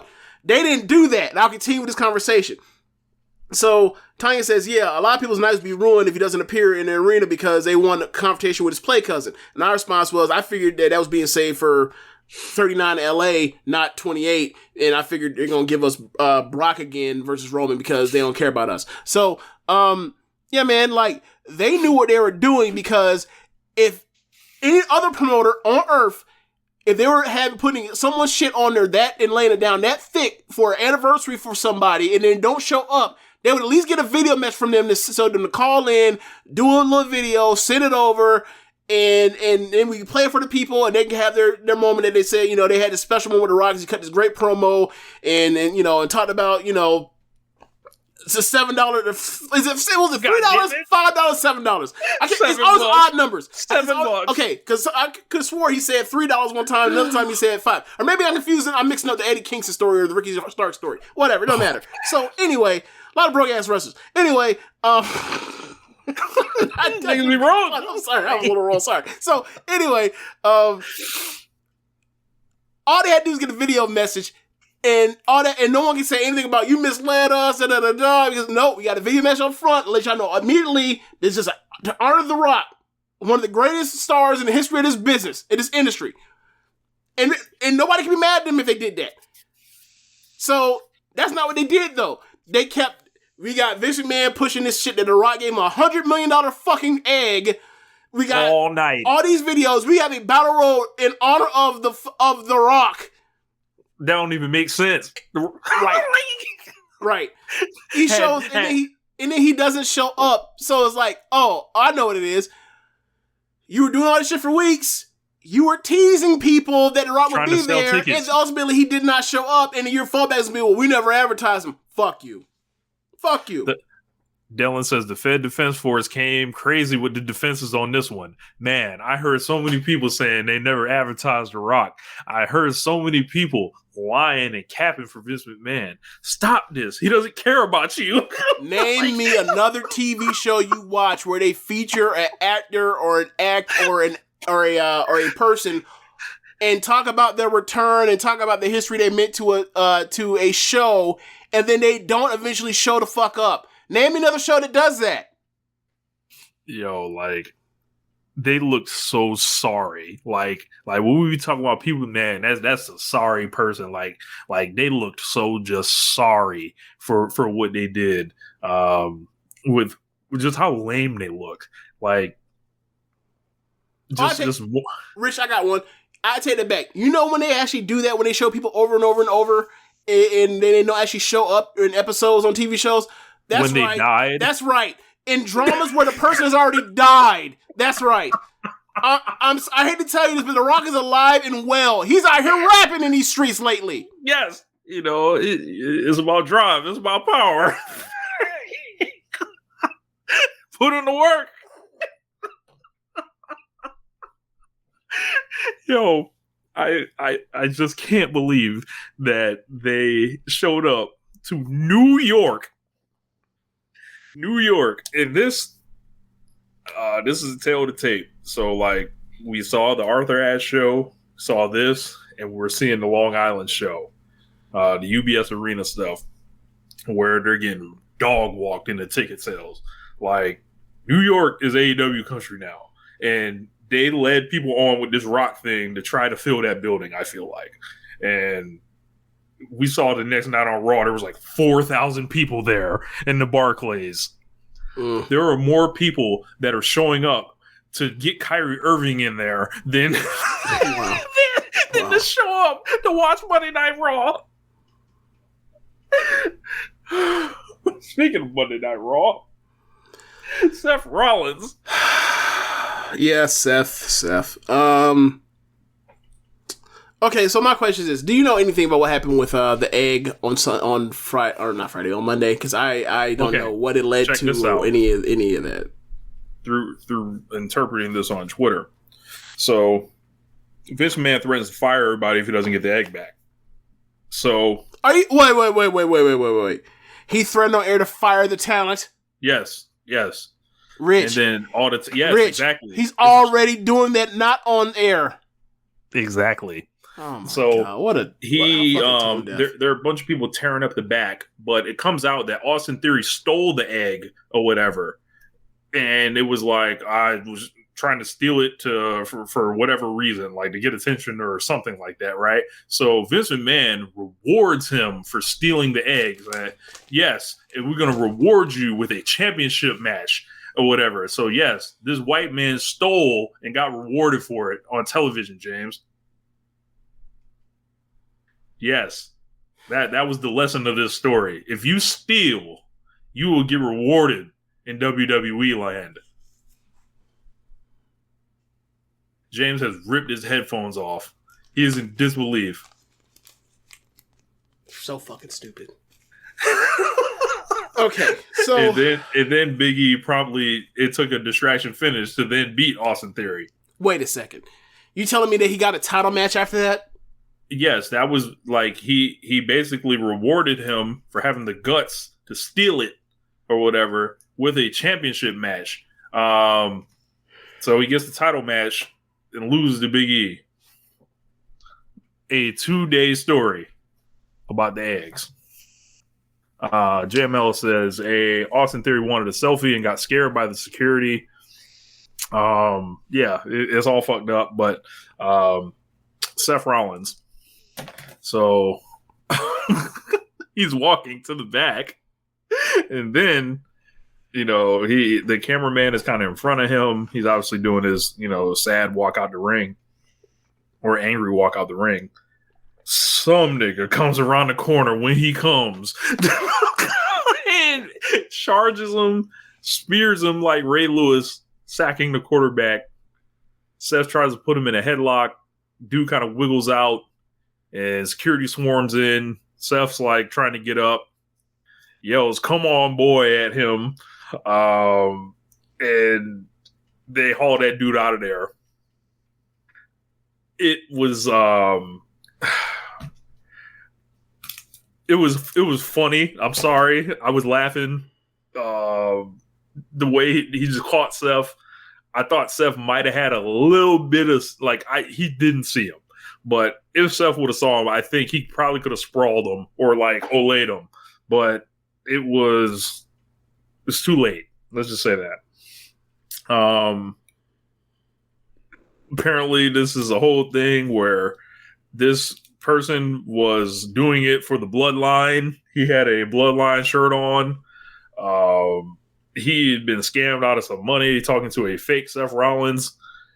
He found a way, I guess, over there. I don't know how he breaks through and gets that far, but he did.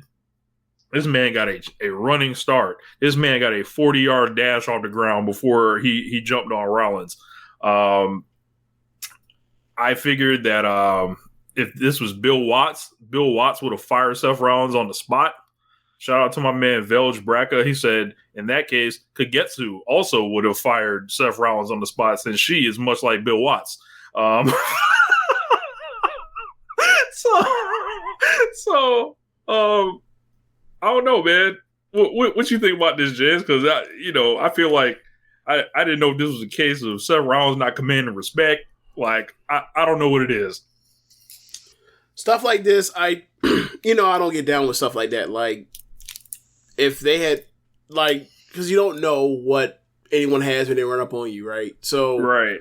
Obviously, you could say the whole lot about, well, there's metal detectors or whatever else, but at the same time, it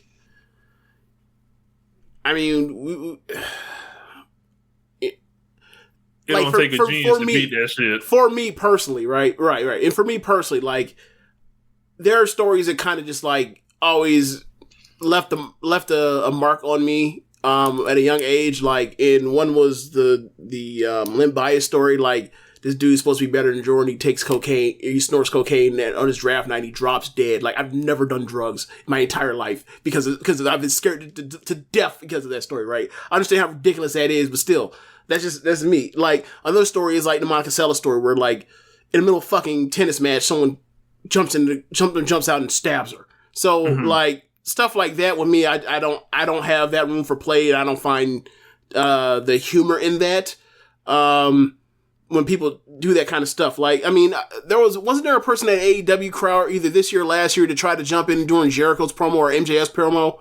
Yeah, it was a dude tried to jump up there, and he was running in on behalf of Jim Cornette or something like that. I don't know what the fuck that deal was. So when stuff like that happens, I'm always just I hope the person that wanted to run up and join these festivities when you are not a part of the act, when they get a hold of you and they stomp your ass out, I hope they get every licking. When dude tackled Brett at the fucking Hall of Fame speech, when they tuned his ass up, I was like, yes, I hope that I hope that high C note plays on that guitar. So yeah, I just that kind of stuff kind of it irritates the fuck out of me.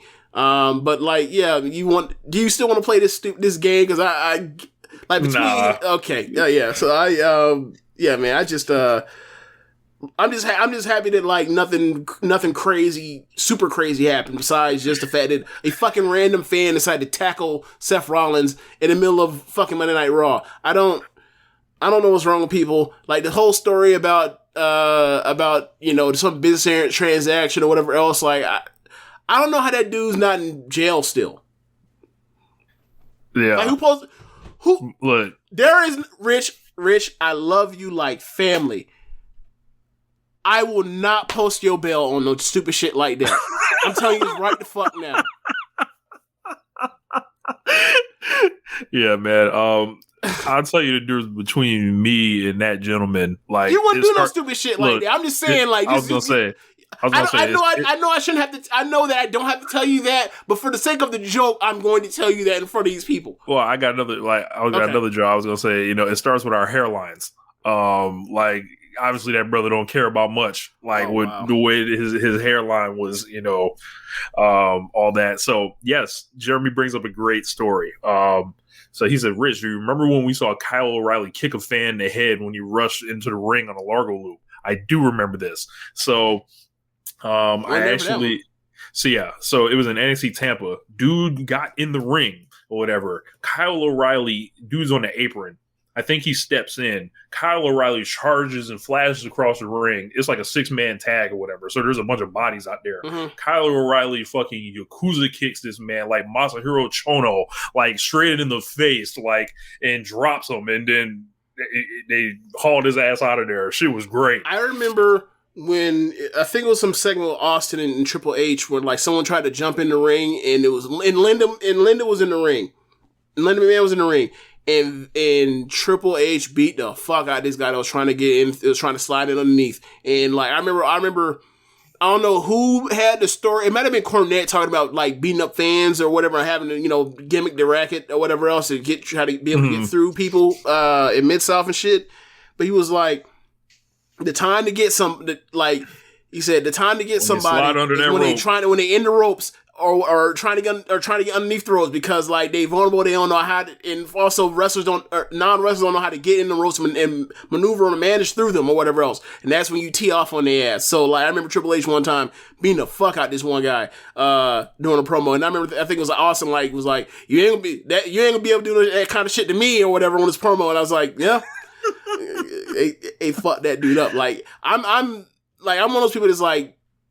When streakers do all that shit and you see like the quote unquote hit stick getting put on by security, I'm kind of like I take kind of glee out of that because like you weren't supposed to be out here. There's this ain't your time. People did not pay to see you. Same like what the fuck are you trying to do? What the fuck are you doing? What the fuck are you proving? So yeah, like.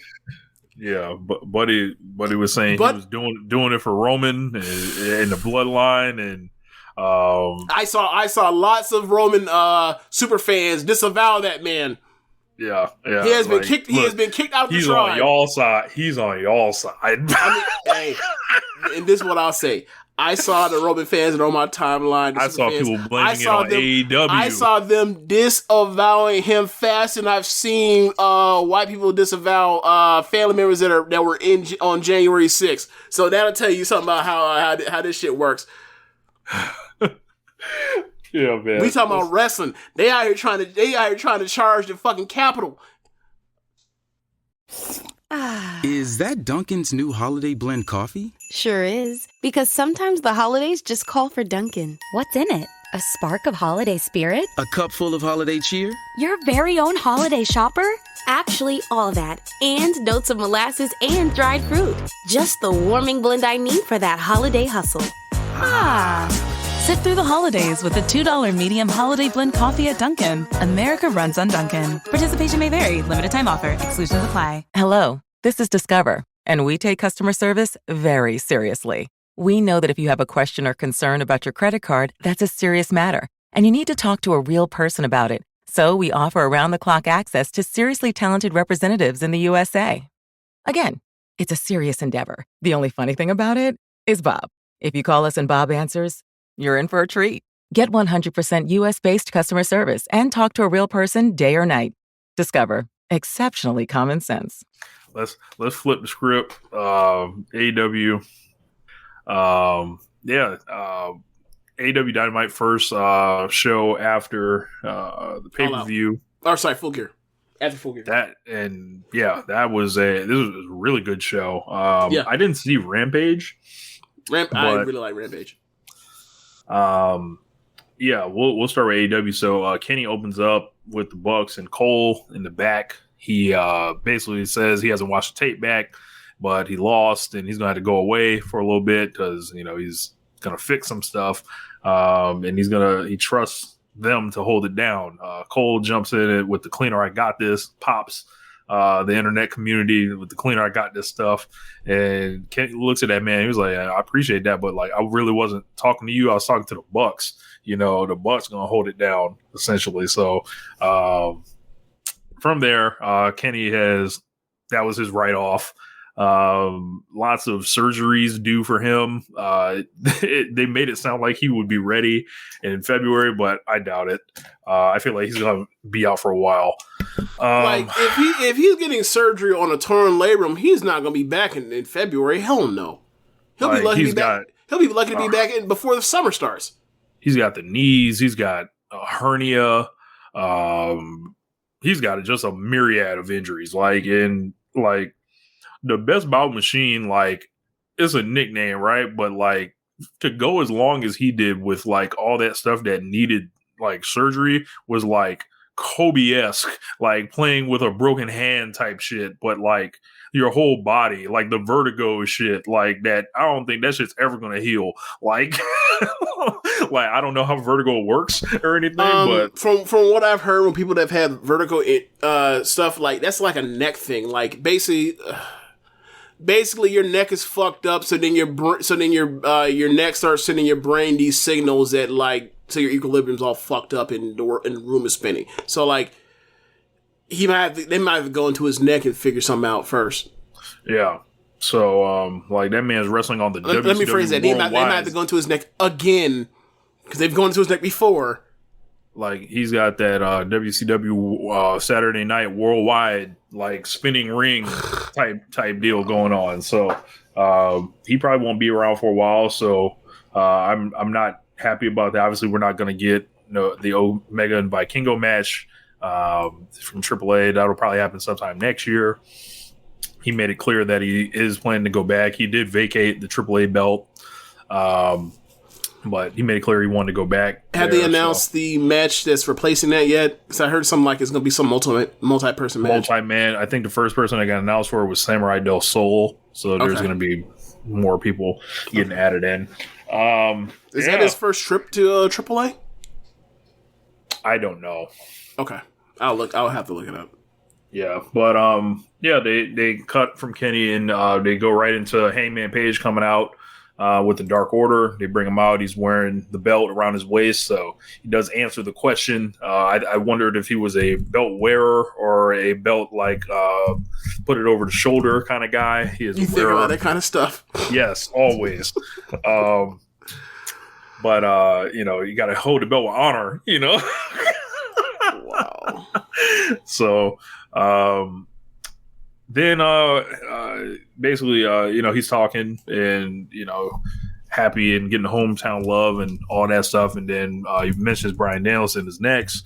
Danielson comes out, basically starts saying, I'm ready for you, and he starts leaning into being a heel for this, and he did not turn heel, by the way. People, I've heard a lot of people just run with this, and I couldn't think that's farther than the truth. This is clearly a face versus face feud where one person is leaning in to make the dynamic work. Hangman is the babyface world champion. You're not going to do it with him.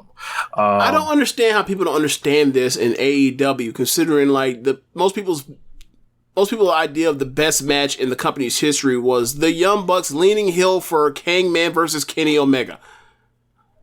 Is this such a hard lesson to learn? I don't get it. Okay. But Bryan Danielson basically comes out and he's saying, I'm gonna run through every member of the Dark Order.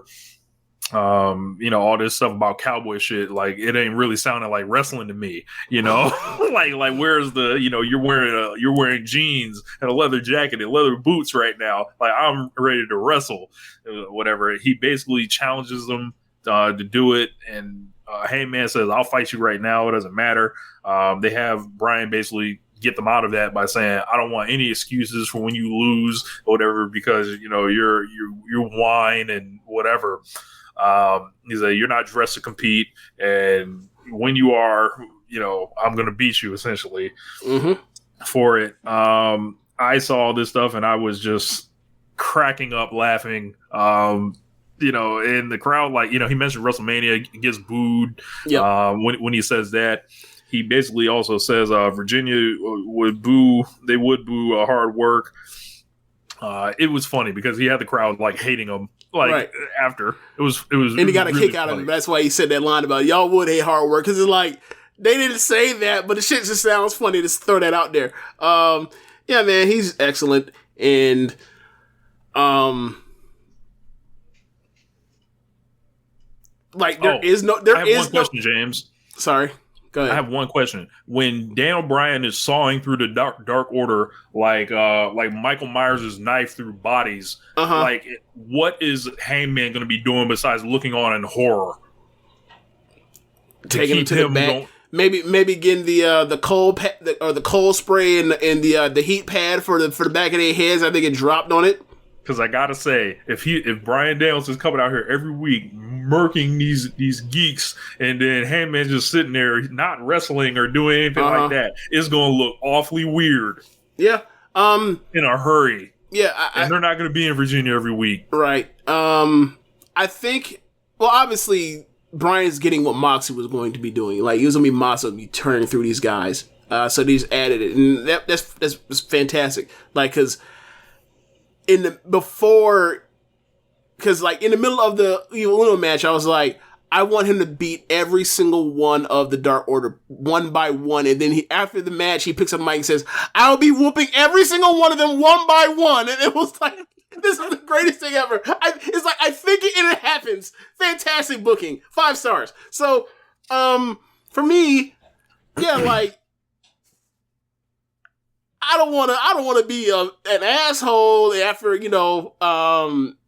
Hangman finally had his moment and all this kind of stuff, but it's like, they're going to have to do something, because, like, if he just mows through these dudes, he keeps cutting these promos like this, like, a lot of people going to be looking around and be like, hey, man, why don't you go ahead and just, flip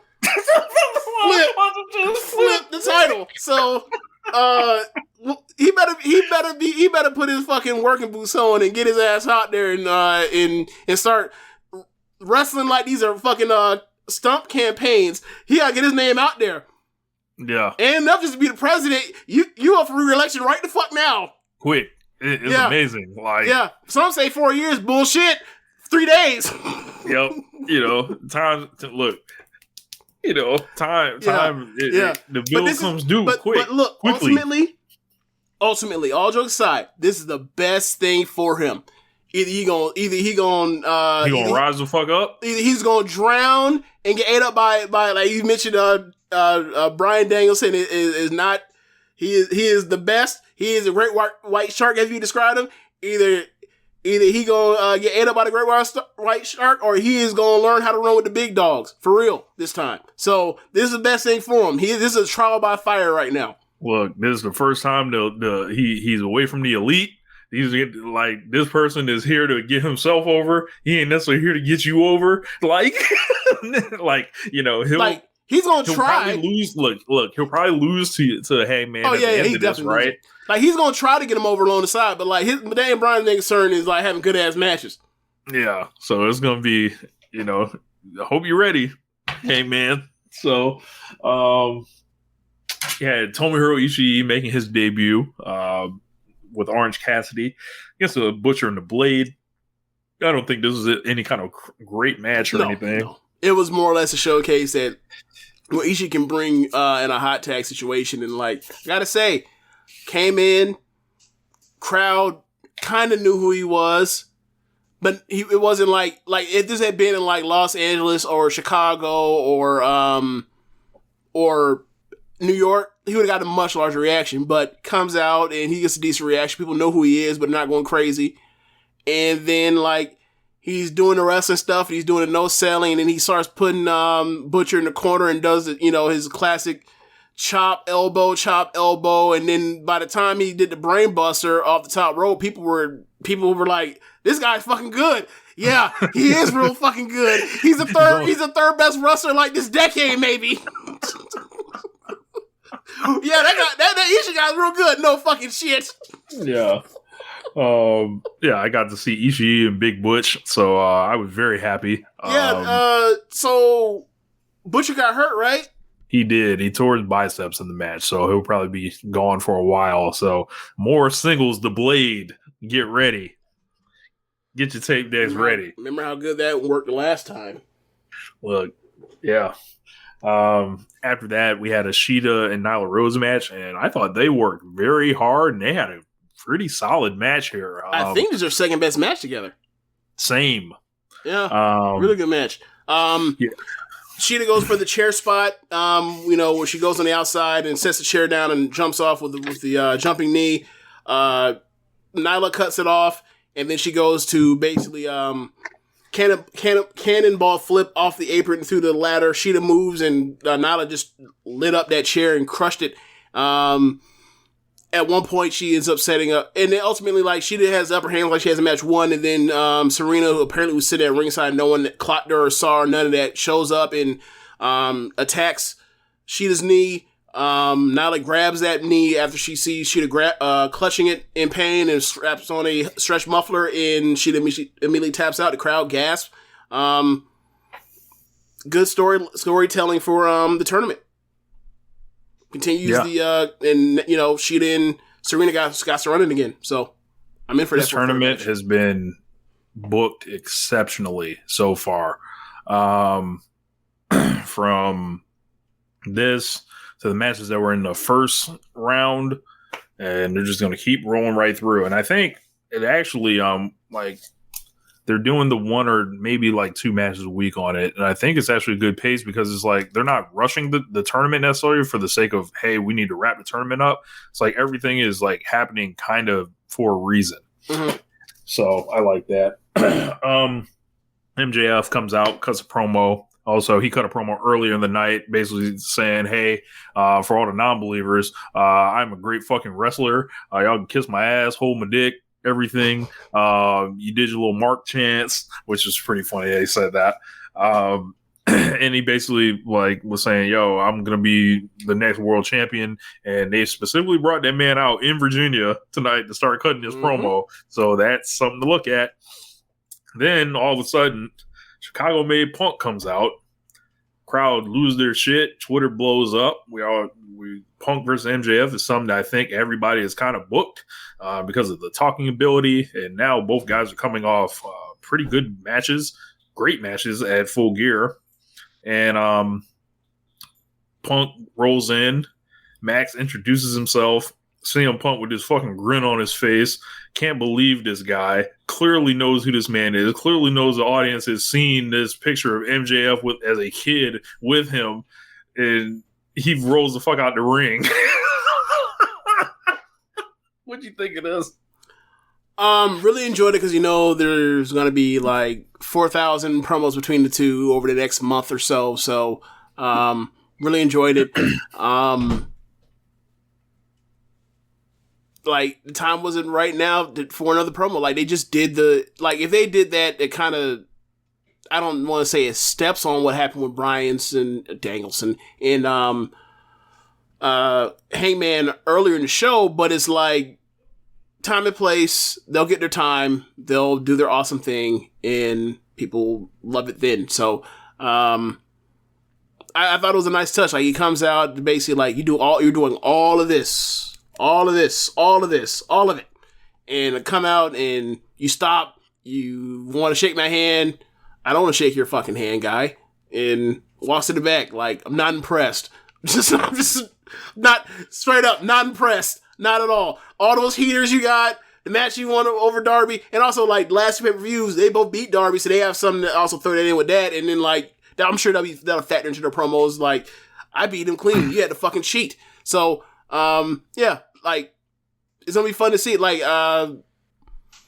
winter is coming, maybe? Or do you think you hold it off till January? I think you gotta hold. I think you hold it off till January, personally. Okay. But winter is coming did get announced this week. It was like December 15th or something, right? 15th. So I don't know. I'm glad they're doing it again.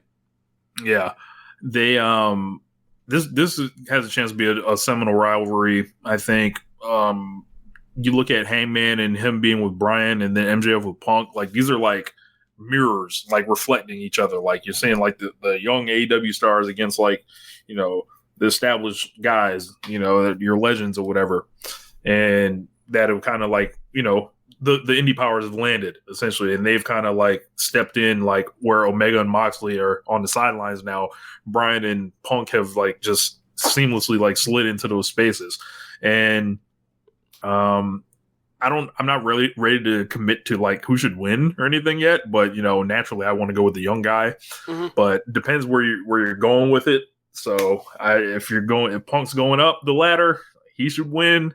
If MJF is going up the ladder, he should win. So I'd probably say that MJF should win, because like I think he's closer to being like the next title contender on pay-per-view than CM Punk.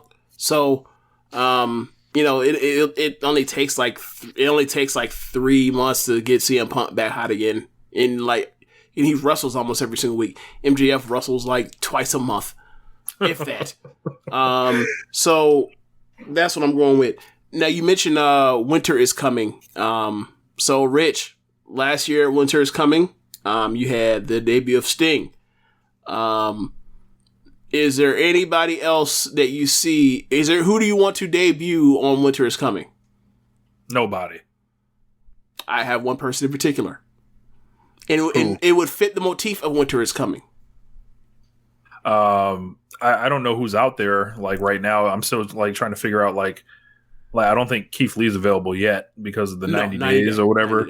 So I've gotten lost in the amount of releases to know who was let go where. So that's why I say no one. That's like 70 some odd days away for Keith Lee. Okay. But I know somebody that contract ends on December, I believe 3rd, from what Dave Meltzer told us. So Johnny Gargano shows up and winter is coming, and the winter is like the death of NXT 2.0. That is the winter. So we'll see what happens. But like, can somebody give me the result? Did Johnny Gargano win his match tonight? Didn't he have a title match against Carmelo Hayes and Pete Dunne? It was a triple threat match. Oh, of course he didn't win. So I mean, I can look it up. Yeah, someone give us the results in the chat. Probably got pinned. I think there was a War Games match announced. It's going to be him and Ciampa and teaming up, and there's 2 other people on his side. Maybe Braun Breaker, if I'm not mistaken. I don't know, but yeah, okay. He took the pin apparently. So that's yeah, what he's definitely out of here. That's what he should do. Yeah, Johnny. You know, come on down. You know, we look since Kenny Omega's on the sidelines, we can bring Johnny Gargano and Bryan Danielson to fill those holes, you know, that are created. So, yeah. I would definitely go with that. Also, Lio Rush and Dante Martin versus The Acclaimed. This fucking ruled. Hey, man. All right, so we're now 3 matches into this. It's official. Like, Anthony Bowens can really wrestle. He can really wrestle. Like, he's a very good wrestler. How good? We'll probably see sooner rather than later. But at the least, his baseline is he's a very good wrestler. And Matt Caster, he cuts the rapidy raps. So whatever. So like that team is valuable from a traditional standpoint. If they have somebody that's super charismatic, they can talk on the mic, and they have somebody that can do the work. So. They're solid from that perspective, never mind that part. I was gonna say people have made a lot of money in wrestling with less than they have. So, but never mind that part. Fuck all that. Dante Martin and Lio Rush are fucking awesome together, and I need to see them versus Lucha Bros in the title match. I need to see that. Yeah, I would really like to see it. I need to see that. I want to see them versus the Bucks. Bucks ain't doing nothing, or they're injured. But whenever they're off injury and they're mid-cycle, they can fight them at the beginning of the year, January, or whatever. Like, I want to get to the point to where it's like, I don't know when it happens. I don't know how far Darius is, but it needs to be a situation where it's like they're getting their title shot and it's coming to close, and then like Darius shows up and it's fucking up the feng shui of the whole operation. And now it's gonna come down to Leo saying some harsh things to Dante about his brother, and then Dante's gonna have to make a choice. Whatever choice he wants to decide, I'm good with. But I think that's the way to go. Like have it all timed out to where like when Darius comes back, he could be world tag champs, or he could start over again. And we'll see. Like I think that's going to be real interesting when all that starts popping off, because they're the fifth pillar, Dante Martin. The fifth pillar, like it's out there. And I'm about to start. You talking about the fifth pillar? Leo Rush, what, 27? Yeah, something like that. That's a fifth or sixth pillar too, motherfucker. What you mean? What are you saying? Like, dude, he's so good. And it's like, bro, they were doing stuff in this match that like I've never seen before. That zigzag cross thing they were doing, I was like, huh? Like, it was just like, I've never seen it done that fast. Yeah, like it was electric watching it. And the Acclaim were it was one of those Adam Cole like performances where they were everywhere they needed to be while these dudes were doing all the flying around and everything like that. But this is another signature win for Dante Martin, Leo Rush. And like Leo's been winning, or excuse me, Leo and Dante have been winning. Dante was out there losing spectacularly and losing. And then Leo Rush shows up and now he's winning and winning and winning. And I hope he keeps winning and winning and winning until his brother comes back and he has a choice to make. That's gonna be the real, the real test. That's gonna be like, people are gonna be like, what is he gonna do? What's he gonna do? What's he gonna do? Cause look, man, I'll be real with you. Sorry, Darius. Sorry, Darius. Shouldn't have got hurt. He's out there with Leo Rush. Hey, man, I'm sorry, bro. I'm sorry. You brothers, but I'm sorry. You gonna have to be Brother Marty Jannetty. I'm sorry, bro. It happens. Like, it be like that sometimes. Sometimes plans change and the plan's better than you. I'm sorry. It happens. I'm sorry. We gotta find something else for you. We gotta find something else for them. We got to. This shit too good. Know what you do? Look, trios? No. Trios? No, we can't do Top Flight and Leo. So you do this. If you had Dante, you want to go with Leo. You bring Swerve in. You go put him with Darius. But can Darius rap though? Oh, I don't know. I was just joking. I'm not serious. But this is like, but can he rap though? Like, yeah. I mean, yeah, sure. And then eventually you get the reconciliation between the brothers. Eventually, somewhere down the line. Yeah. Let's start building up our own elaborate multiple year storylines amongst. Yeah. Why not? We'll talk about it in a minute, but there was a theme that I didn't even notice on this show. Oh yeah, I mentioned it to you. Yeah. So at this show, I thought to myself, or actually, let's go to is it Jay Lethal the main event? Yep, the main event. Sammy Guevara versus Jay Lethal, a great match. They wrestled like that's the most inspired I've seen Jay Lethal wrestle since at least 2019. Like that match against Taven when he put Taven over. That's the last time I've seen him really like wrestle like flat out like that. And I think he was better in this match than that. So, yeah, man, he wrestled like he can't go back. He really did. He wrestled. Bro, that was off. It was like from the opening bell, like the opening sequences. I was like, oh, he didn't come to fuck around. Yeah, like that man came with a point to prove. Like it was like he heard the noise, the pressure, the main event spot, title match. People may not have seen him in a while. Yep. Like there's a lot going on that's surrounding Jay Lethal, but he made it a lot more difficult. I said, like, if you came in there and sucked, it would have been easy to just like start, dismissing him and like, it's just like, because I was not excited about Jay Lethal like coming in. I was like, You know, I was ranking it like a Bobby Fish kind of thing, but no, this is not the case. I was clocking it as like, look, man, as good as he was, he's still not as good as like peak as NXT Riddle, and I don't rock with NXT Riddle. So my thoughts don't really change. Like, there's way too much stuff going on around here for me to be comfortable with signing him if I were Tony Khan. They're gonna sign him. They gave him an opportunity, and he went and dropped 50. So, they're gonna sign him. It is what it is. Oh, he's already signed. Okay, there you go. He's already signed. Yeah. Like, look, he keeps that up. He'll get over. He'll sell merch, whatever else. They'll feature him. And people in the building do not care about this shit. Like he showed up, got cheered on Sunday, killed it on the show, crowd going nuts, and it's like, how big is this internet thing? Like, I don't know what needs to happen. Like, as far as like who it needs to be addressed by, I don't even know if it needs to come from Jay. I don't even know if it needs to come from the company, the accusers. Like he might have like solved one problem and created another, kind of.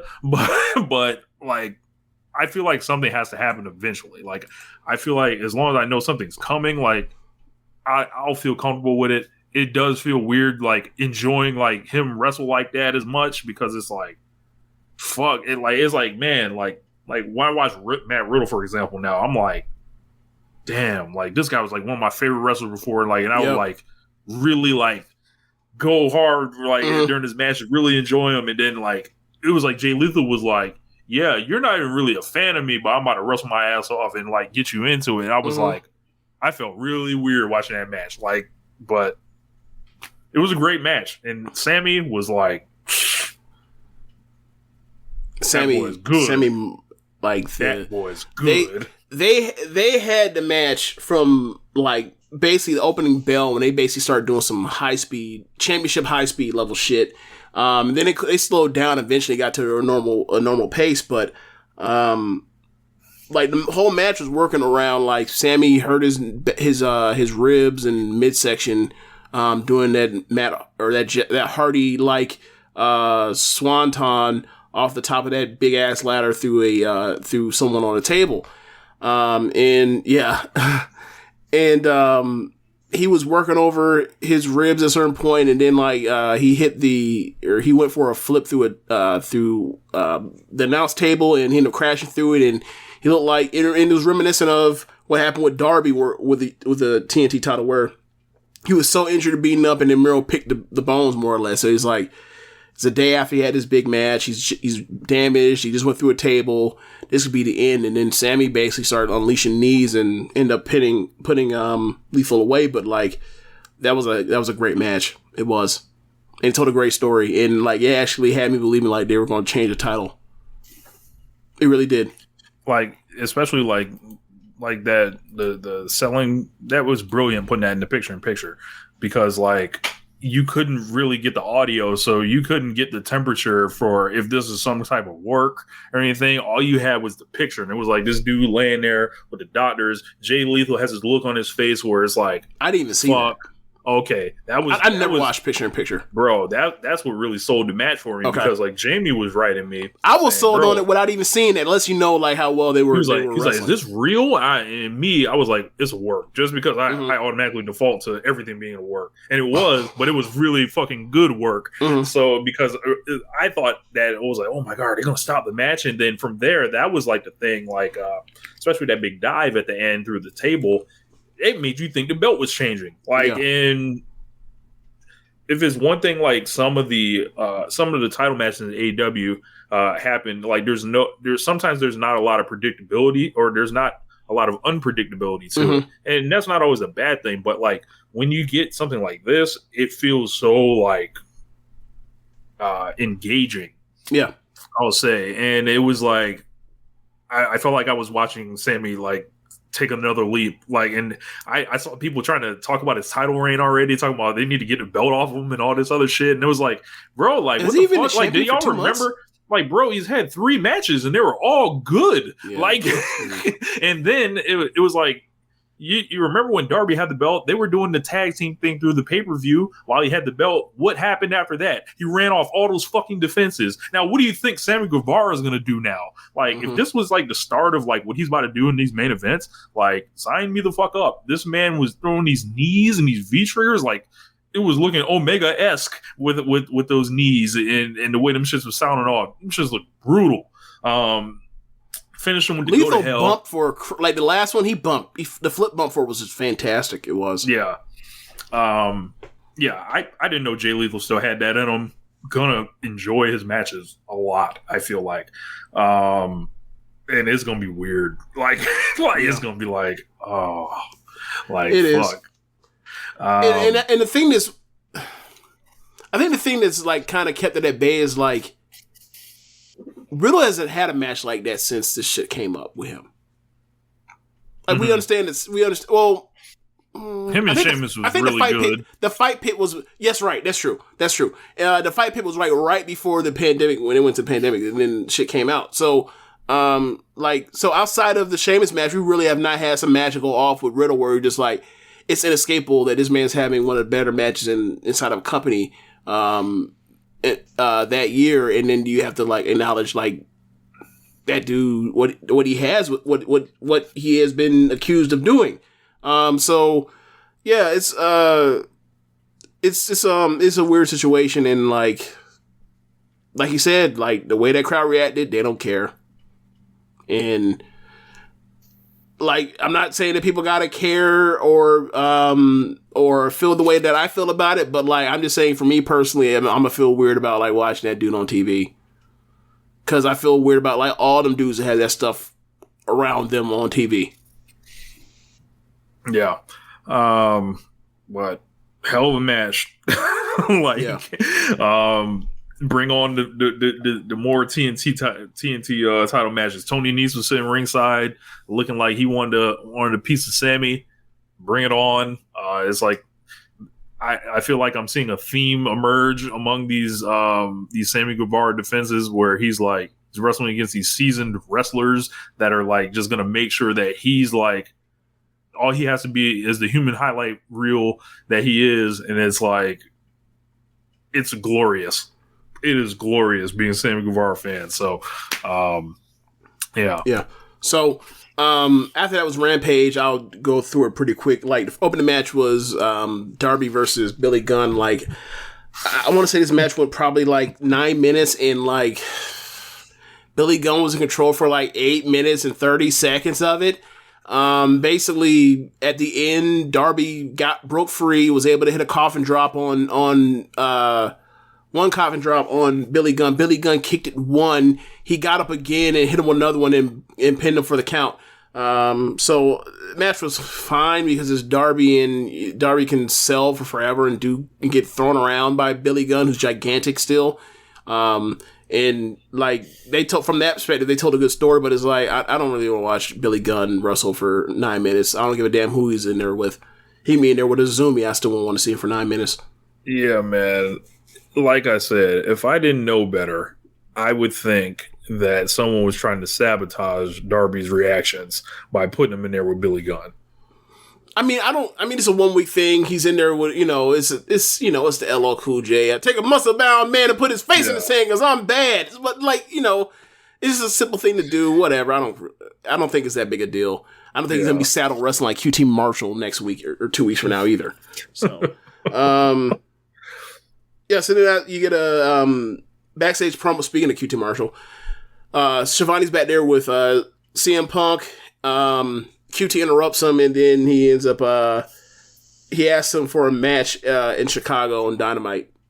And then, Punk didn't respond. So, then you get a pre-taped interview with Jericho talking up Inner Circle getting the win at Full Gear. And then, Men of the Year responded with their own, saying that, like, American Top Team will be back. Just like all true, all true horror villains, like, they will return. It ain't over. Yeah, shit ain't over. Much like Stone Cold Steve Austin, because Bret Hart, leave Bret alone. Fuck, go away. Shit, he beat you. Fuck. Yeah. TBS tournament. He put your ass to sleep. Yes, he did. TBS tournament match. Jay versus Red Velvet. I like this match.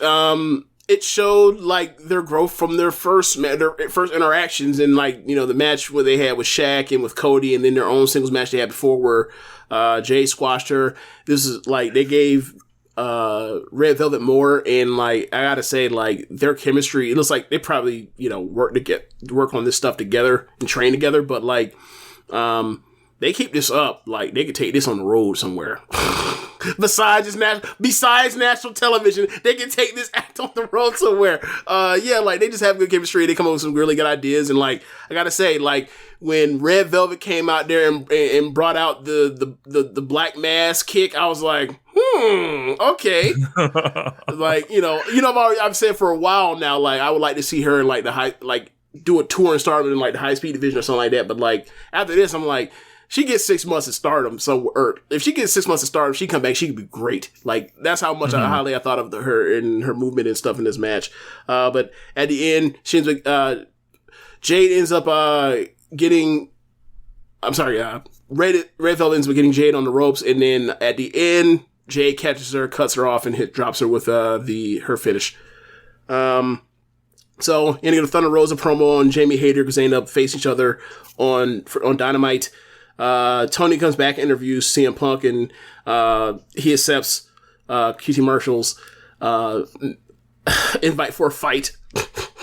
So then it's announced on next Rampage next week, you get Eddie Kingston versus Daniel Garcia. I want to say I think it was on Dynamite this week. They had a backstage thing with 2.0, and he's like, and Eddie Kingston's like, you let these grown men call you son?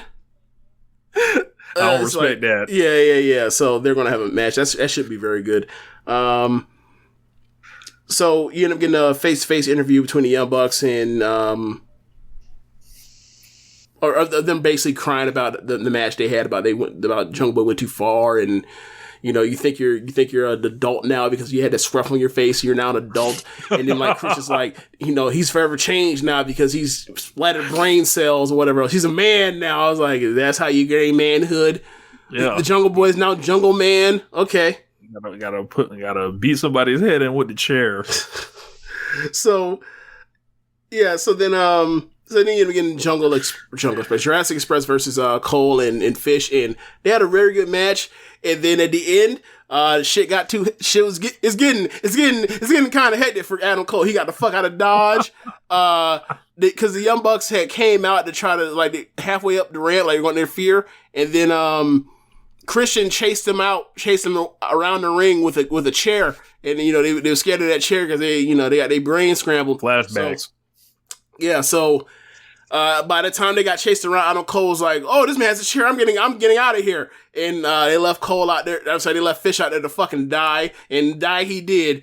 And he ended up getting pinned by I think it was Jungle Boy. He got put in a snare trap. I think he tapped out, and that was the end of Dynamite, or not Dynamite, but Rampage. I really enjoyed the show. Yeah, man. But I guess there's only one thing left to do, James. You know, something also, you know, we enjoy is hitting the music.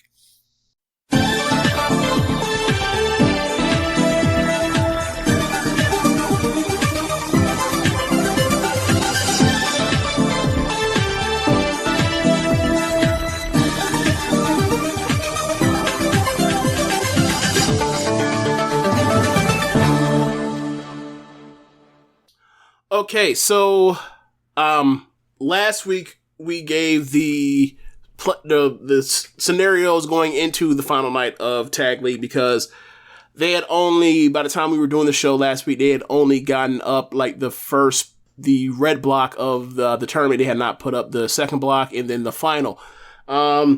So long story short, the way it played out was because they tied in the tournament and went to a time limit draw. Hazuki and Kaguma and Utami and Kamatani ended up tied on the same number of points and also had a draw. So the way they solved that in Stardom isn't by going through the 20th fucking tiebreaker.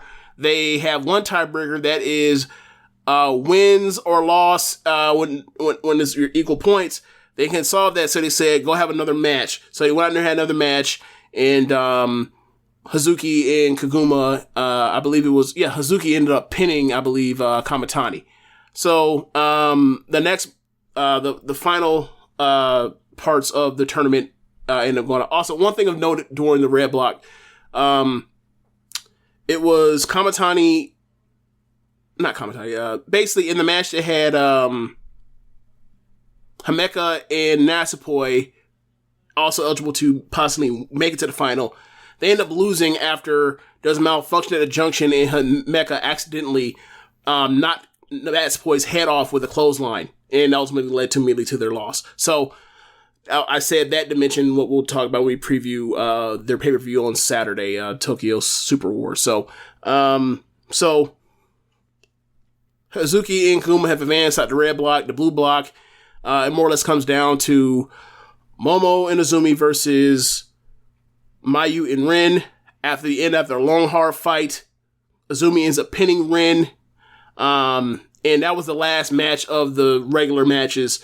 So, basically, Azumi pins her with a flash finish, pins Rin, and then, minutes later, she has to go fight the final against Suzuki and Kaguma. So, match ends up starting with, minutes later, Hazuki versus Momo. They start, and then they end up putting in two speedsters. They run around, do crazy stuff. Then you end up getting Momo in there with Kaguma.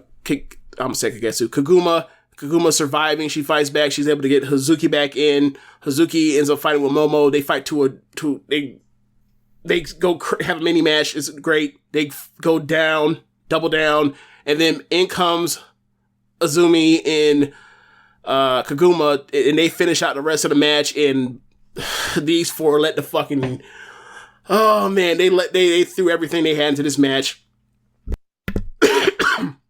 They teased a golden trigger. They had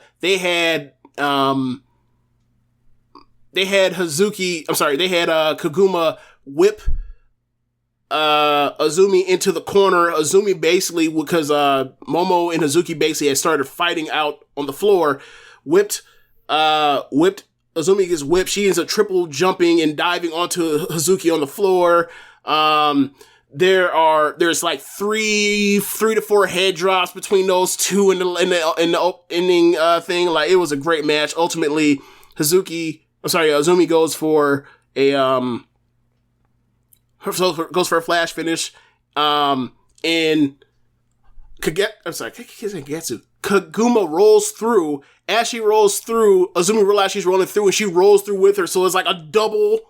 And then Kaguma kicks out, and then ultimately Azumi goes to run off the ropes, and then Hazuki murders her in cold blood, and then gives her a brain buster, drops her on her head, and then Kaguma drops her on her head with this high angle German suplex, gets to win. This match is fantastic. I'm giving 4.5 stars. I love this match. I think quite possibly this is the third best 2 versus 2 tag team match I've seen in Stardom since I started to watch Stardom in 2019. The only match I think are better is the title change from Momo and Utami to Jungle and Konami in July of 2019, and then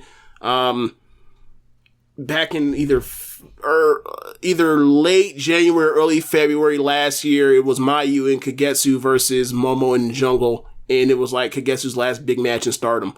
And I don't give it that match at the time, 4 3/4. That's the best 2 versus 2 tag match I've seen in Stardom since 2019, but it's probably tied with that Jungle and Konami title win of 2019. This match is awesome.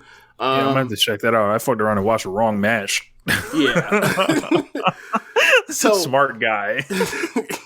No, I gave you the wrong date, so it's my fault. I fucked that up. But yeah, shout out to Canadian Zudamon. He says big pause for the Stardom review. Bell to bells would never. Oh yeah, I'm not touching that. Yeah. I don't know what to do with that. Yeah. So They're the tag champs. We don't know the situation with Julia if and when she'll be back. When she left out of the Grand Prix, in the middle of the Grand Prix, she was telling people that the doctor said that she could be back around the end of the year, beginning of next year, but we know wrestlers tend to lie about their injury, so we'll see. We see her she shows up at the Cork Hall still, so there's still proof of life. She's been doing commentary. Yeah, she did commentary last pay-per-view, that's true. Yeah, yep. So there's still proof of life. She's still around, but we'll see how that goes. Either way, what I'm trying to figure out is when does it line up when Shuri's getting her title shot and when Julia comes back? What's the I'm trying to see which one happens first. I always in my mind, I kind of figure. I think the way she kind of put it, and when she was talking about her injuries, she was gunning to try to come back for the Sumo Hall show. So that's 29th of December. The 29th of December. Shuri's in the red belt title match in the main event. So, them tag titles will not be defended that night, brother. sorry. So, maybe those the first defense will be at the Nagoya Dolphin Arena show, their pay-per-view in January. I think it's the 29th. So maybe they'll be defended then. But I'm not in no particular rush. She got a neck injury. So, be quite honest, they should have stripped them of the belts. But whatever. So yeah, I guess because the pay-per-view is on Saturday, we'll talk about the card, the lineup. Tokyo Super Wars. Yep, the Tokyo Super Wars. So the opening match is a triple threat match for the future belt. It is champion Ruaka versus Mai Sakurai and Waka Tsukiyama. Waka. Yeah, I think she's gonna beat the two geeks and retain. I don't think it's too much to it. It's just a match to get on the card, and I wonder if she could double suplex them. That's my real only question I have for Ruaka as far as this match. She's gonna continue on and she's gonna win this, and I don't know, maybe I'm assuming it's that she's going to drop the belt to Hannon, but we'll see. Yeah, I will take Ruaka as well. Yeah. Pretty sure I have it. Yeah, so I got it here. We got Azumi and Momo. Yep. Azumi and Momo versus Unagi and Lady C. One thing I need to bring up. At the end of the Tag League final, after the match, after Azumi was pinned, Starlight Kid comes out and antagonizes Momo again. And she said, after we had the double count out match, I want another match, and I want to raise the stakes. So I want to have a loser has to join the other's faction match, which, given that Starlight Kid just joined in June in Oedo Tai, what do you think is going to happen to Momo? I think Momo about to suffer. Yeah. So Momo agreed. Momo agreed to it, and the rules to this match have been updated. So, this pay-per-view that is on Saturday, the next pay-per-view after this is on the 18th of January. On the 18th of January is going to be Queen's Quest Top 4 versus Kid, Ruaka, Saki, and I can't remember. I'm not fuzzy on who the fourth person is, but it's Team Taz should try some stuff like this. Instead of just trying to strong arm people into the group, it's they should book a match, and if you lose, that's when you got to join the unit. Mm-hmm. I think that might be a little more successful for them. I don't think in AEW they'd agree to that sort of thing. They'd be like, yeah, how about we agree to these rules for this match? No. I'm not doing that. I don't want to go over there. What are you, chicken? I guess so. And walk away. Zach says Momo is about to carry OT coats like she did for QQ. Nah, that's not. Or Oedo Tai coats. Yeah. So, it's a 4 versus 4 match. They haven't given the rules to it yet. We don't know if it's an elimination match or what. But either way, whoever loses either Momo or Starlight Kid to the other faction. Yeah, so it's interesting. I had a thought about that because like obviously Momo's going to be in Oedo Tai, and my thought was like it's really interesting. Yeah, it's really interesting. There's like, okay, so in 2018, like it was more or less 3 factions, and like it was 3 labels. Right. It was the Stardom Army with Mayu Stardom Army, Io Shirai's Queen's Quest with almost like the Io Shirai School for Gifted Youngsters with Hazuki and Azumi and Momo. And then you had Kagetsu's Oedo Tai. And they all had like their young protege they were supposed to like carry on the torch. Mayu had Starlight Kid. Take your pick of whoever you want to say between Queen's Quest, between Hazuki and Momo, but you had that. Actually, let's do this. Yeah, Momo took the torch first. Of Momo, or take the torch for Io and was the leader once Io went to WWE, and then you had Hazuki with Kagetsu, and then like none of the 3 are going to end up like reaching that because all of them are different factions. It's interesting. Like Hazuki is not probably going to be the person who takes over Stars. Hey, yo, Canadian Zudawan popping me in the comments. He says Io going from Queen's Quest to Zoe Stark's Quest. Sad. I like Zoe. Zoe can wrestle. It's just she's broke her tore ACL, so it is what it is. Yeah, man, it's just weird. You know, we always talk about the choose your path thing when we talk about like the 2020 youngins, where it's like, you know, the Sayas and, you know, so it's just interesting how like the previous generation, like now it's kind of turning into their time, and the company is like, the shit you thought it was going to be is not going to be so sweet. Like shit's going to flip up and turn, and there's going to be twists and turns along the way. But yeah, so, but back to the actual scheduled program. Shout out to Nagi for blessing the timeline. I saw a little earlier today. I have no idea what you're talking about. I got them all muted. So but basically, like I said all that to say this, like get your photographs, get all your memory. This is the last moment of Zombie match you probably ever gonna see, bitch. Like on this pay-per-view, like get like that. Oh yeah, they're the best tag team. They're everyone's favorite tag team. So what? They're breaking up. So this is a wrap. Yeah. Sad shit. I mean, Azumi and Kamatani, they're going to be a good tag team, but they're not going to be Azumi and Momo. Just won't be the same. But they had a great run. You got a question.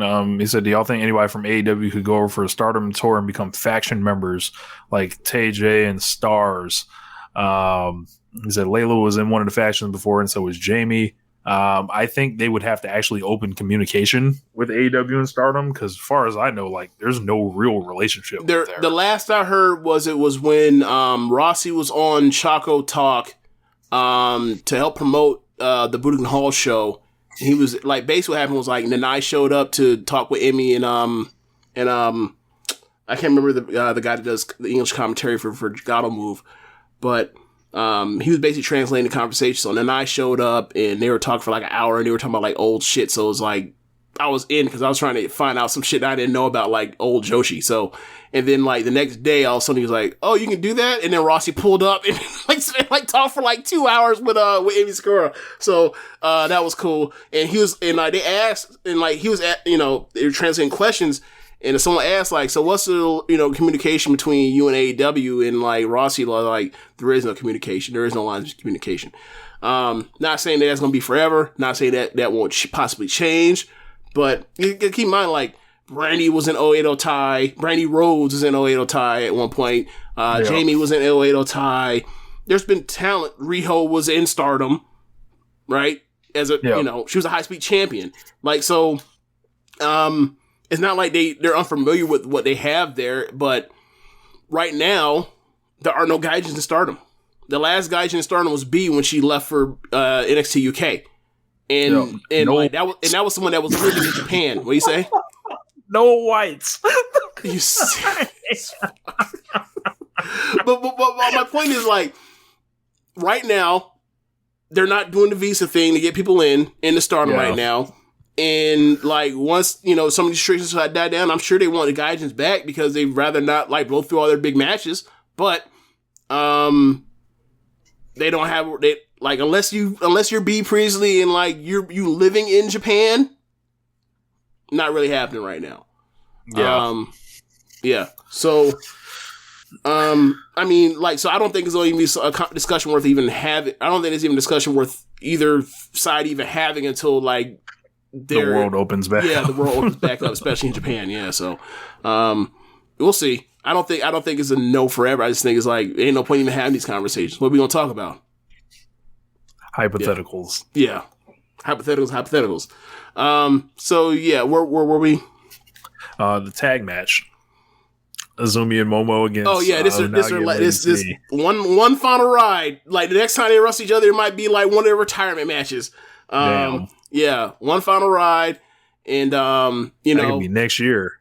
He's stupid. Don't put that shit to the air. Don't put that shit to the air.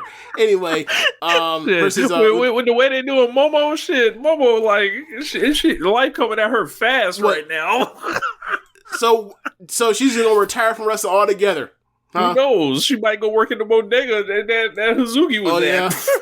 They need people to work those shifts. Hazuki can't look. I can tell you this right now. You tell me after the month that Hazuki's at, like I'll put you this right now. I think Hazuki is kicking CM Punk's ass right now and comeback of the year if there was such a reward as that right now. Match to match, bell to bell. I don't think she's gonna make as much money at the bodega. I'm sorry. Hey. So anyway, next match after that, you end up getting Stars, Mayu, Hazuki, and Hanan versus Oedo Tai, and the lineup of Saki, Death, and Rina. They finna beat the brakes off Oedo Tai. Like, it's finna be bad. Like, this one of those matches like, we gotta get something for Mayu. What we gonna do? All right, put her out there with Hazuki and her teenager versus some geeks, and they finna beat the shit out of them. So, first match of real consequence. You have the number one contendership match for the white belt. It's a three-way between Natsupoi, Kamitani, and Himeka. So, this should be fun. Yes, it's gonna be really fun. So, the real beef between the three is really a beef between Himeka. I said not Himeka, but Himeka.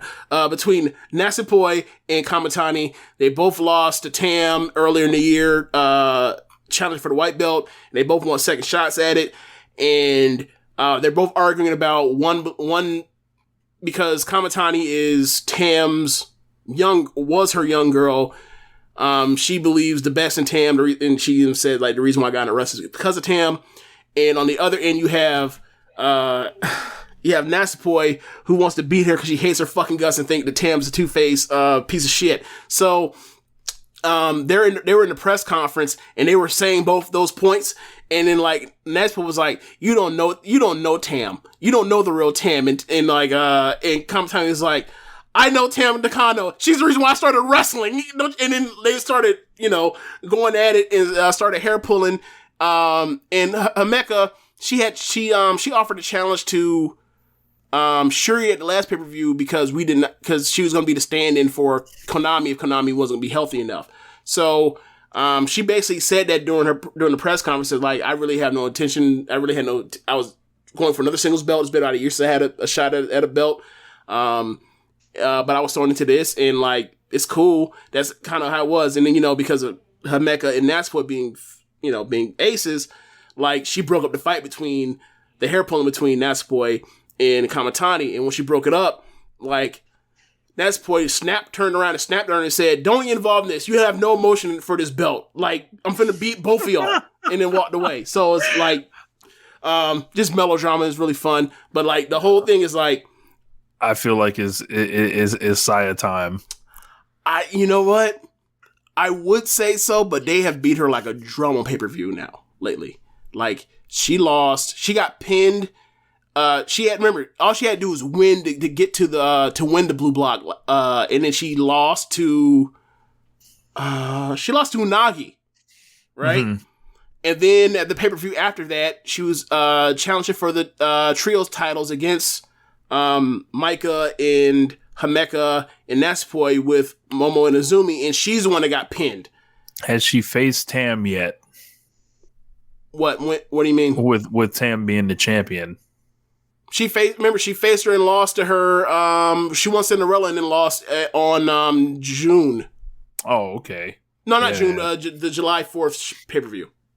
Gotcha. Yeah. So, like, I feel like she's still going to win it eventually. She's, but I don't know if she wins this one. I think what ends up happening is, just giving the lay of the land. Like, I think Himeka wins this. And then, like, it's just the stat pad Tam's title run. And then, like, we'll see who she ends up facing on at Sumo Hall. Probably be Mayu. So, JML says, question, do you see Himeka and Micah leaving Donna Del Mondo and forming a faction with Lady C? Ooh, because they all like her. What's the name of Zach says never in all caps. I don't know how they do it. When they do it, I imagine if they do it, it will be some break between Shuri starting up something in her own image, but like Donna Del Mondo's too OP. Right? Like they have 5 people they want to push. You can't push 5 people you want to push in a faction all at the same time. So it would be best for them to break up and them, move up, because like having Micah and Natsupoi in the 4 or 5 slots is like absurd to me when you have like Donald. You have not Donald, but Oedo Tai looking like existing. a crack house. They exist. Why do you exist if they're your 4? If those 2 are the 4 and 5s on the faction? So yeah, I think they'll have some split, and I'm sure it'll probably be around like Shuri and Julia, whenever Julia starts having eyes for the red belt, which officially haven't been made yet, but like that's the reason for that shit to blow up. But yeah, if they want to do it, they can, because like they have the talent, they have enough people to make a faction like that. Yeah. Yeah. So Canadian Zudomon says Natsupoi leader with Lady C, Himeka, and Micah. So the only 2 people left would be Julia and Shuri together? I guess they had to recruit. I mean, okay, so there are people that are out there, but we don't know if they're going to come in yet. Like, there's somebody that's coming in because of last pay-per-view in the pre-show. They had somebody dress up in a mask and beat the shit out of Mai and Waka with a sledgehammer. So we still haven't had resolution on that. I'm assuming that'll be happening this pay-per-view. I wonder who it is. We don't know yet, but like someone is coming in. Someone's coming in. Yeah, but yeah, Donald Del Mondo, like they're already, trying to even out like Queen's Quest with getting Momo over to Oedo Tai. Like it's next step after that to kind of get these rosters more even is like kind of gotta bring the draft back. I would love the draft. I would love the draft to come back. I would love it. Like shake some of this shit up. Get people in some new situations, break the status quo. Like, because quite honestly, like, outside of Hazuki coming back and Koguma coming back, I keep wanting to call Koguma Kagetsu. Like, the roster's been pretty stable ever since this really fucked up to say, but like, it's been pretty stable since like for about a year now. I was gonna say something else, but like, nah, I ain't gonna do that. But I don't have to get scrubbed up from the internet. But like, it's for about a year now. The roster's been, pretty solid. The whole thing is like normal. Like, obviously, you had like some jumps from stars to Oedo Tai, but like that's been so low stakes. Except for Kid, obviously. But yeah, so I think shake it up. Get Momo and Oedo Tai. Get someone to flip out of Donna Del Mondo, maybe the Stars or whatever else, and we can kind of like get back to like even faction wars.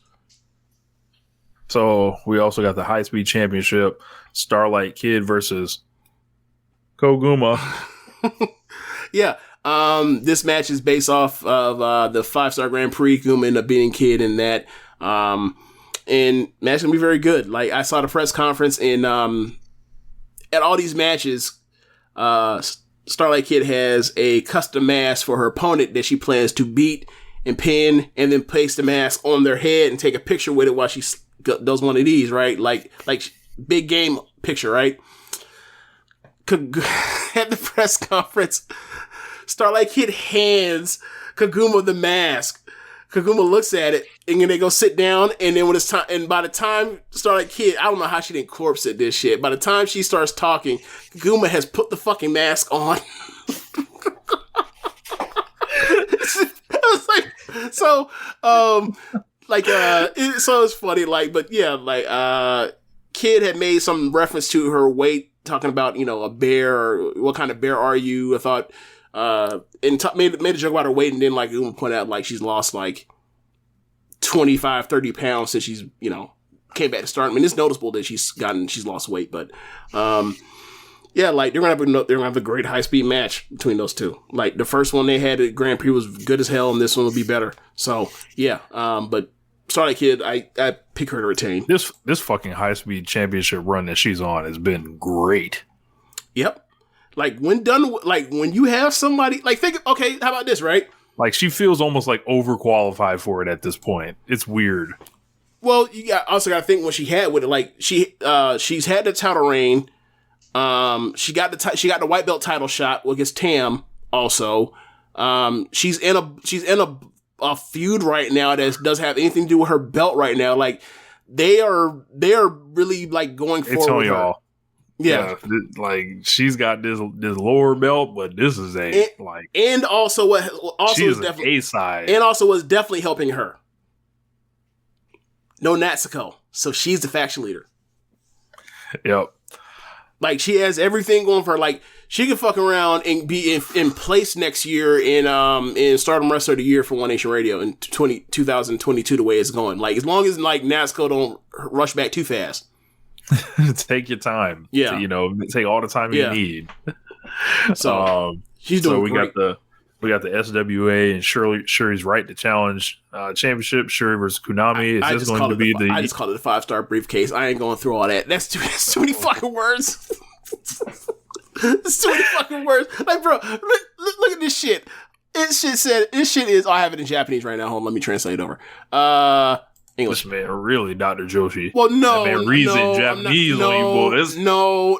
I just don't like Google's translation. Don't start this shit right now. I don't like Google's translation, so I end up using DeepL as a translator. So I just copy and paste the Japanese into DeepL, and it gives me a more comprehensive version of a translation. That's all it is. I don't know how to read Japanese. If I knew how to read, I don't know how to read, at least not yet anyway. I've been trying. That shit hard as fuck. Zudaman said shit looks like a Zack Sabre Jr. submission name. That's hilarious. Yes, super difficult. So, yeah, man, like, let me find this shit. Yeah, this shit is called, hold on. Yeah. Shuri's right to challenge. Road of Stardom Championship Challenge Certificate match. What? They just call that shit a briefcase match. It's in a briefcase. Anyway, is this the UWFI rules? See, now it was originally supposed to be a UWF rules match, but I have, now that this match has been announced, I have yet to see anywhere that is a UWF match still. So I think what they're gonna do is they're gonna do a regular match again. And that might be for the best, given concerns on, like, stamina with Konami, given that she's been out for like a month. Like, I think she returned to the tour this past weekend, but she had been gone since, like, the beginning of October. So she's been out for a month. Like, you want her to go 20 minutes at a high level match, like, with a fucked up stomach. Come out here and get whooped. Yeah, just come out here and get whooped. So go out there, 15 minutes. Go out there, be super violent Konami with Shuri, and have a great ass match. And then the white belt match. Oh, so at this press conference, Shuri was talking about Konami and said she's concerned for her and worried for her. And yeah, like, you so concerned and so worried. You asked her to get her a match when she's coming back weekend, and you say, I don't know how concerned you are for her. I'm not sure. But yeah. Still expect a great match. White belt match. Tam versus Mina. Mina at the press conference basically said to Tam, I want to take the belt off of you because I don't think the way that this belt has driven you and the way that I've seen you in these matches, when I second you at ringside, and I see how beat up and hurt and miserable and how much pain you are in physically and emotionally, I don't think you're happy, and I need to take this belt off of you just for your fucking sanity. Because you protecting this belt has driven you nuts. Because you've been chasing it for so long, and now you're protecting it like you're like a mad person. I need to take this belt off of you. So this is like she concerned trolling her. I think it's both. I'm worried about you. I'm worried about your well-being for having this belt. I believe this is something Kevin Owens would say. That's funny. Like I'll read it out to you, right? I'm Mina Shirakawa of the Powerbomb to your heart. Thank you, Tam, for accepting my challenge for the belt. I'm always watching your fights from second row close to you, and I'm really crying. I'm always worried that you're going to die and that you're not going to wake up even after you win and get out the ring. You've worked so hard. You've worked hard enough, haven't you? I'm going to take that belt off of you to make you feel better both physically and mentally. She's gonna heal her, huh? Okay. I don't know about heal or any of that or whatever else, but like she wants the belt, and also another part about it is Tam lately has been talking about the belt is cursed. Talking about like the weight. It's one of those like, the champion, like where's the weight of the belt in it is, different kind of curse from the North American belt. Yes. Like it's basically saying like the price, the sacrifice of being a champion with what she's been in these slugfest of late have worn on her, and like it only makes her want to protect it even more. Like she's kind of going schizo by being this champion at this point. Is there any voodoo in the belt by chance? I don't know. But the way she describes this curse, I don't know if there's a better translation for the word curse, but that's the way it's been said. And basically Tam is like, I appreciate it, but like I got to protect this belt she basically is like, I'm still holding on and defending this belt because of like the promises I've made to Arisa. That's basically what she said. And then Mina was like, here you go saying Arisa's name more again. Like, what are you going to like stop talking about your old friends, start talking about us, talking about the Commons and Angels. So yeah, like that's the point of it, is like all of this. The UWF rules are back, according to the JML. Say again? The UWF rules are back. Okay, so great. I wouldn't have done that because that's a real tough ask for Konami after being gone for a month, but I guess 2 matches are good enough to go out there and try to have, a 4-day match after being gone for a month. But okay. 2 matches, you're good. You can go out here and go, I think they're probably going 20. I think they're probably going 20 in the UWF match. Or is it 15? I can't remember. I have to look it up. Are there rounds in this shit? There aren't rounds, but there's a time limit. Okay. Yeah, it's either like 15 minutes or 20 minutes. Does it look anything like that Medusa versus Aja Kong match? I want to see one of those. Okay, so I saw Shuri in one in GLEAT last year against you. I watched it like a couple months ago, and basically it's like you have a certain amount of points, and then you lose points for getting caught in a submission and then making a rope. And then you lose a certain amount of points for getting knocked down by a strike. So, like, you can also do a knockout, earlier if you want to, but basically, like, it runs down, it's almost like it just runs down, it's a game of attrition or whatever else in a certain amount of time. So, like, pretty much people gonna, do knockdowns with head kicks and all that kind of stuff between those two, and then how they always fighting for arm bars against each other. Like, it's gonna be basically one of their matches with, another way of telling it. No rounds. Yeah. So, the main event, Utami versus Maika. Maika has beaten Utami in the last 2 Grand Prix back-to-back years. They had a match for the red belt at the January Korakuen Hall show this year, where Utami won. That match was good, but I didn't love it. I thought their Grand Prix match this year kicked that one's ass. And I expect them to go out there and have another good ass match, another match they could challenge for 4 1/4. Yeah, Utami's like the just queen of consistency. Like, there's always going to be a dope title match for the red belt. I've seen her latest gear, that silver one. Like it's basically it's silver. It's a silver version of the red before. joint. Yeah, the one she had before that was gold. Yeah, amazing. Like, just like looks expensive. Like her and Kaguma were in the ring at the same time, and I was like, Kaguma, somebody come on, Rossi, like break bread. Like, we got to step she Kaguma just came up. Back. She just came. You back. know, we gotta get her to the level. It takes some. Utami's been on top for like the last year now. Like, making that yen. Yeah, she's making some pretty good money right now. Like, give Kaguma some time. Give him some time. But yeah, like, I don't know.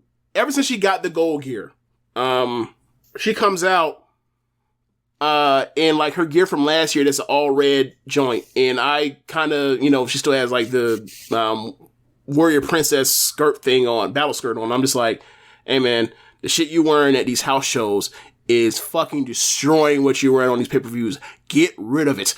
So now that she has a silver one, I hope that she starts wearing her gold joint or whatever. Like, she needs the new gear that she's had ever since like June. She needs to be wearing that or this brand new silver version nonstop. Get rid of that old shit. Trash it. It was good. It was good for what it was, but trash it. Give it to Kaguma. Give it to Kaguma. Kaguma. Wow. Oh man. Donations. Stupid donations. But yeah, that's pretty much it for Stardom this week. Like this pay-per-view should be better than the last pay-per-view, and I thought the pay-per-view was still very good. Not great, but very good. So I think the top 5 is very solid. Yeah. I'm playing on the stream the donations from Umar Johnson. We need those donations. All right, so I think there's one last piece of business, right? Yes. Yeah. One last piece. So New Japan Pro Wrestling earlier in the year announced that they were doing 3 shows in the first week of January. They were doing a January 4th and January 5th like they've done the last couple years for Wrestle Kingdom. And then we heard about this January 8th date, and we were kind of like, yo, they're doing a 3rd Wrestle Kingdom. They're doing basically like New Year's Dash in Yokohama Arena. What the fuck are they doing? What are they doing? Well, we found out that what they're doing on the January 8th show is they're doing a co-show with Pro Wrestling Noah. And we don't know the logistics and the matchups yet, but you hear that and you start thinking in your mind and fantasizing about like what could possibly be. So Rich, the show will be on pay-per-view, will not be on New Japan World. It will be on pay-per-view. I think it comes out to like 30 something bucks. So by the time it happens, I'm sure that I will get my ass up and I will watch it. I spend $50 every month for a Stardom pay-per-view. I think I can drop 36 to go watch, Katsuhiko Nakajima go out there with Shingo. I will find a way. Yeah. I will find a way. It will be watched. It will be watched. It will be watched before it goes to New Japan World. I will not, reveal how it will be watched. Yeah. If, you get by any means necessary, if you will. Correct. So Canadian Zudomon says, y'all owe New Japan an apology for his slander. No, we don't. They owe us an apology for the last year and a half. Can you be more specific about the slander that we gave them? Yeah. But yeah, they Zach says it will be watched in all caps. Yeah, man, this should be pretty cool. If they give me like 2 or 3 matches that I would like to see, I think so. Like, I will die laughing if Keiji Muto was in a top 2 match. Man, I will tell you right now. Shit. Look, Zach says Noah's gonna whoop their asses. Do you really believe that? Look, I know the Rainmaker ain't laying down for nobody. Exactly. So Zach says, "Yes, I do." All caps. All right. Muto versus you know what? Tanahashi, Yeah, baby. you know what? You're right. You're right. Let's have Kino drop Naito around his fucking head and pin him. How about that? Look, I think I saw the JML on Twitter was talking about he wants Naito to just cut a promo on Kino and ask him like, why are you so angry at everything? And then I want Kino to respond, life ain't funny. Yeah, Kino did not put up with the bullshit. Like he might every year you find new wrestlers that you had never seen before, and like watching that Cyber Fight thing when he's in there against the DDT guys, and watching how fucking furious he is against like the DDT booker, how he beats shit out of that dude, and how much like I have historically like not gotten down with DDTs, get down with some of the nonsense and bullshit they do and fighting in fucking department stores and doing ass to mouth wrestling. I can clearly relate to Kino. He ain't here for the bullshit. He does not suffer fools. Neither do I. So I appreciate a man that kind of gets down how I get down. So he comes out to a night with that Tranquillo shit, and that's only gonna make him madder and madder and madder. And because that Tranquillo shit is not real anyway. That man really cares. He's trying to tell you he doesn't because that man got his feelings hurt that one time. So there might be some like New Japan and Noah teams actually combining like to take on each other, because there's a lot of shared history with guys like Kenta is a GHC champion, Yuji Nagata is a former GHC champion, Muto obviously where do you think Kenta was when he got this news? Kenta? Yes. Probably on the beach in Florida. Is he in the tag league? I don't know. I don't if he is or not. But I guarantee. Do you think he was happy when he heard the news?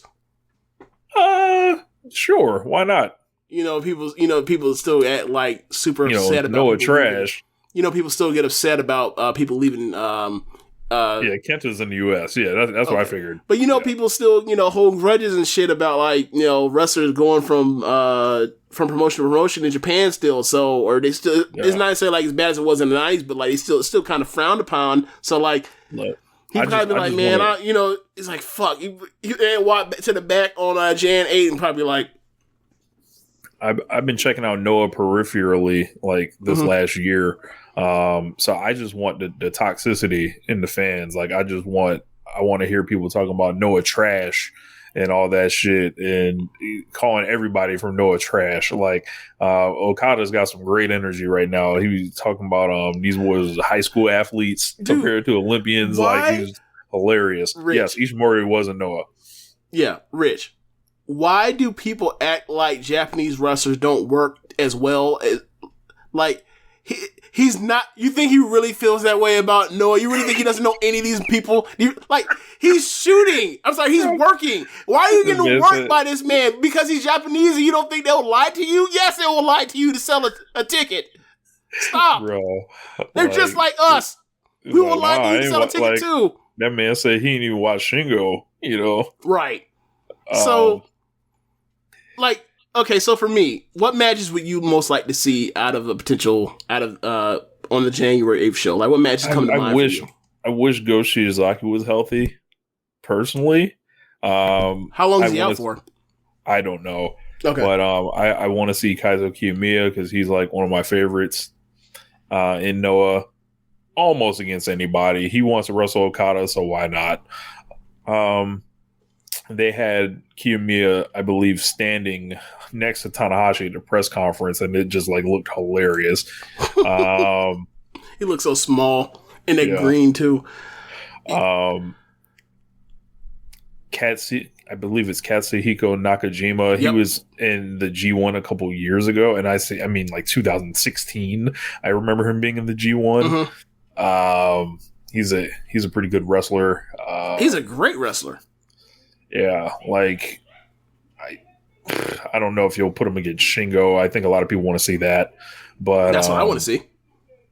Yeah, I'm trying to see. Like I'm trying to factor in Naito and Ibushi, and I think Naito and Kino is actually a pretty funny match. But I wonder how like the Jay Whites and Will Ospreays factor into this, because I'd like to see. I want to see who Ospreay beats to get Zach furious. You evil bitch. Hidden blade. Like repeated hidden blades. This man really dove deep, actually considered all this stuff, and ultimately came up with a giant fuck you to Zach. Okay, so for me, I want Kiyomiya versus Okada. I want Nakajima versus Shingo. I want Marufuji versus Tanahashi. And those are the three that immediately come to mind. Not Muto? No, come on now. Like if you want to have him out there versus one of the New Japan dads like Yuji Nagata, fine. Because Yuji Nagata was talking that shit about that man. Like, oh, I didn't know if he wants to still come out here and wrestle for a living, good for him. But so yeah, that's kind of where I'm at on it. They relying on you. They don't rely on me in New Japan. I mean, like, I don't know, like, Muto versus, I don't know, Suzuki, maybe? Keiji Muto. I don't want to see him in Tanahashi. Excuse me, him and Tanahashi. I don't didn't they do that shit? What year did they do that shit? Nah, Muto and Will Ospreay, so he can wrestle a 50-year-old, or excuse me, damn near a 60-year-old man. God. I did get a big laugh out of somebody saying that like they want to see Muto versus Naito or the That's Better Knees match. Oh my god. I was like, damn, bro, like I thought Muto had bad hips. I didn't know he had bad knees too. Oh yeah, from the moonsaults. Like damn, every time you land on them shit. Flat ass moonsaults, yeah. Yeah. So man, Keiji Muto. I'm trying to think. I don't know. Like, I mean, I don't really put him in the fact. I don't know what faction he's in because I don't watch much. I've watched very little Noah. I've just watched enough to see the ones that stick out, that pop off the page for me. Were like, Muto and Sonata, run that. Oh my god, you're putting Sonatas in a singles situation again on a big show like this. Teacher versus student. Fine. Can that go second? Maybe. All right. And then I guess like undercard multi-man tag. Now how about this? I got another match for you, right? The rest of that's your match, but like the rest of LIJ outside of Shingo versus like whatever faction Kino has, and he's like you rob Zach of Naito in a singles match on this situation. You put him in a faction with right over there. You can't afford to put him in a singles match. He'll fuck around and get hurt again. So put his brittle ass over there. Oh man. Yeah. I think that's good. I think we come up with some good cards, some good matches.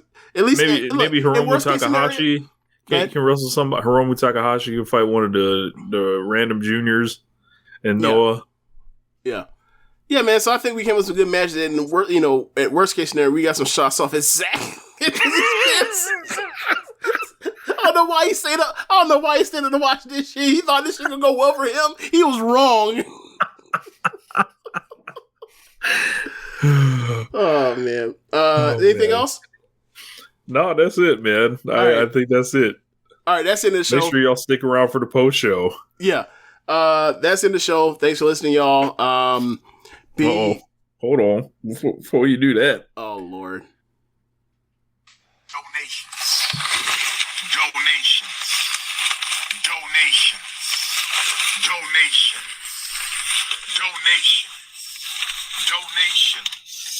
Gifts.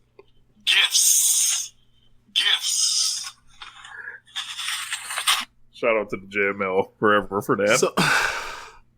So you heard Dr. One Johnson? Take your ass to Red Circle and drop us out with some gifts and donations. Be sure to rate us on our app you're using to listen to this with. Also, twitch.tv/Rich Lotta to watch our live streams of the show every Monday when I'm not like hitting Rich up an hour before the show and say, hey, let's do it tomorrow. So yeah, and ProWrestlingTees.com/Social Suplex. Pick up It's some holiday season. Holiday season. Don't another form of donations, gifts. Actually, gifts. SocialSuplex.com. I'm sorry. ProWrestlingTees.com/Social Suplex. Pick up some official Social Suplex merchandise, and let's see other shows on the network. One Nation Radio, Keepin It Strong Style, the Ricky and Clive Wrestling Show, Grown Men Watch This Shit, the Grave Consequences Podcast, 8-Bit Suplex, All Things Elite, Great Match Generator, and AEW Match Guide. Thanks for listening, y'all. Later. Peace.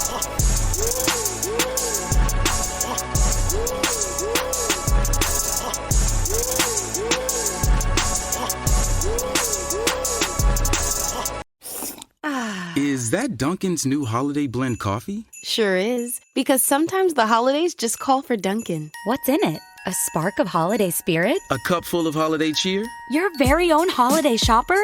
Actually, all that. And notes of molasses and dried fruit. Just the warming blend I need for that holiday hustle.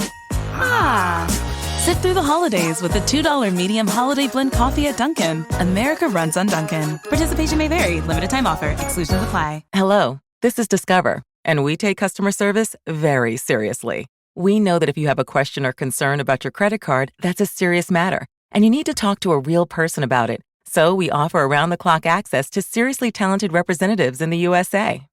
Again, it's a serious endeavor. The only funny thing about it is Bob. If you call us and Bob answers, you're in for a treat. Get 100% US-based customer service and talk to a real person day or night.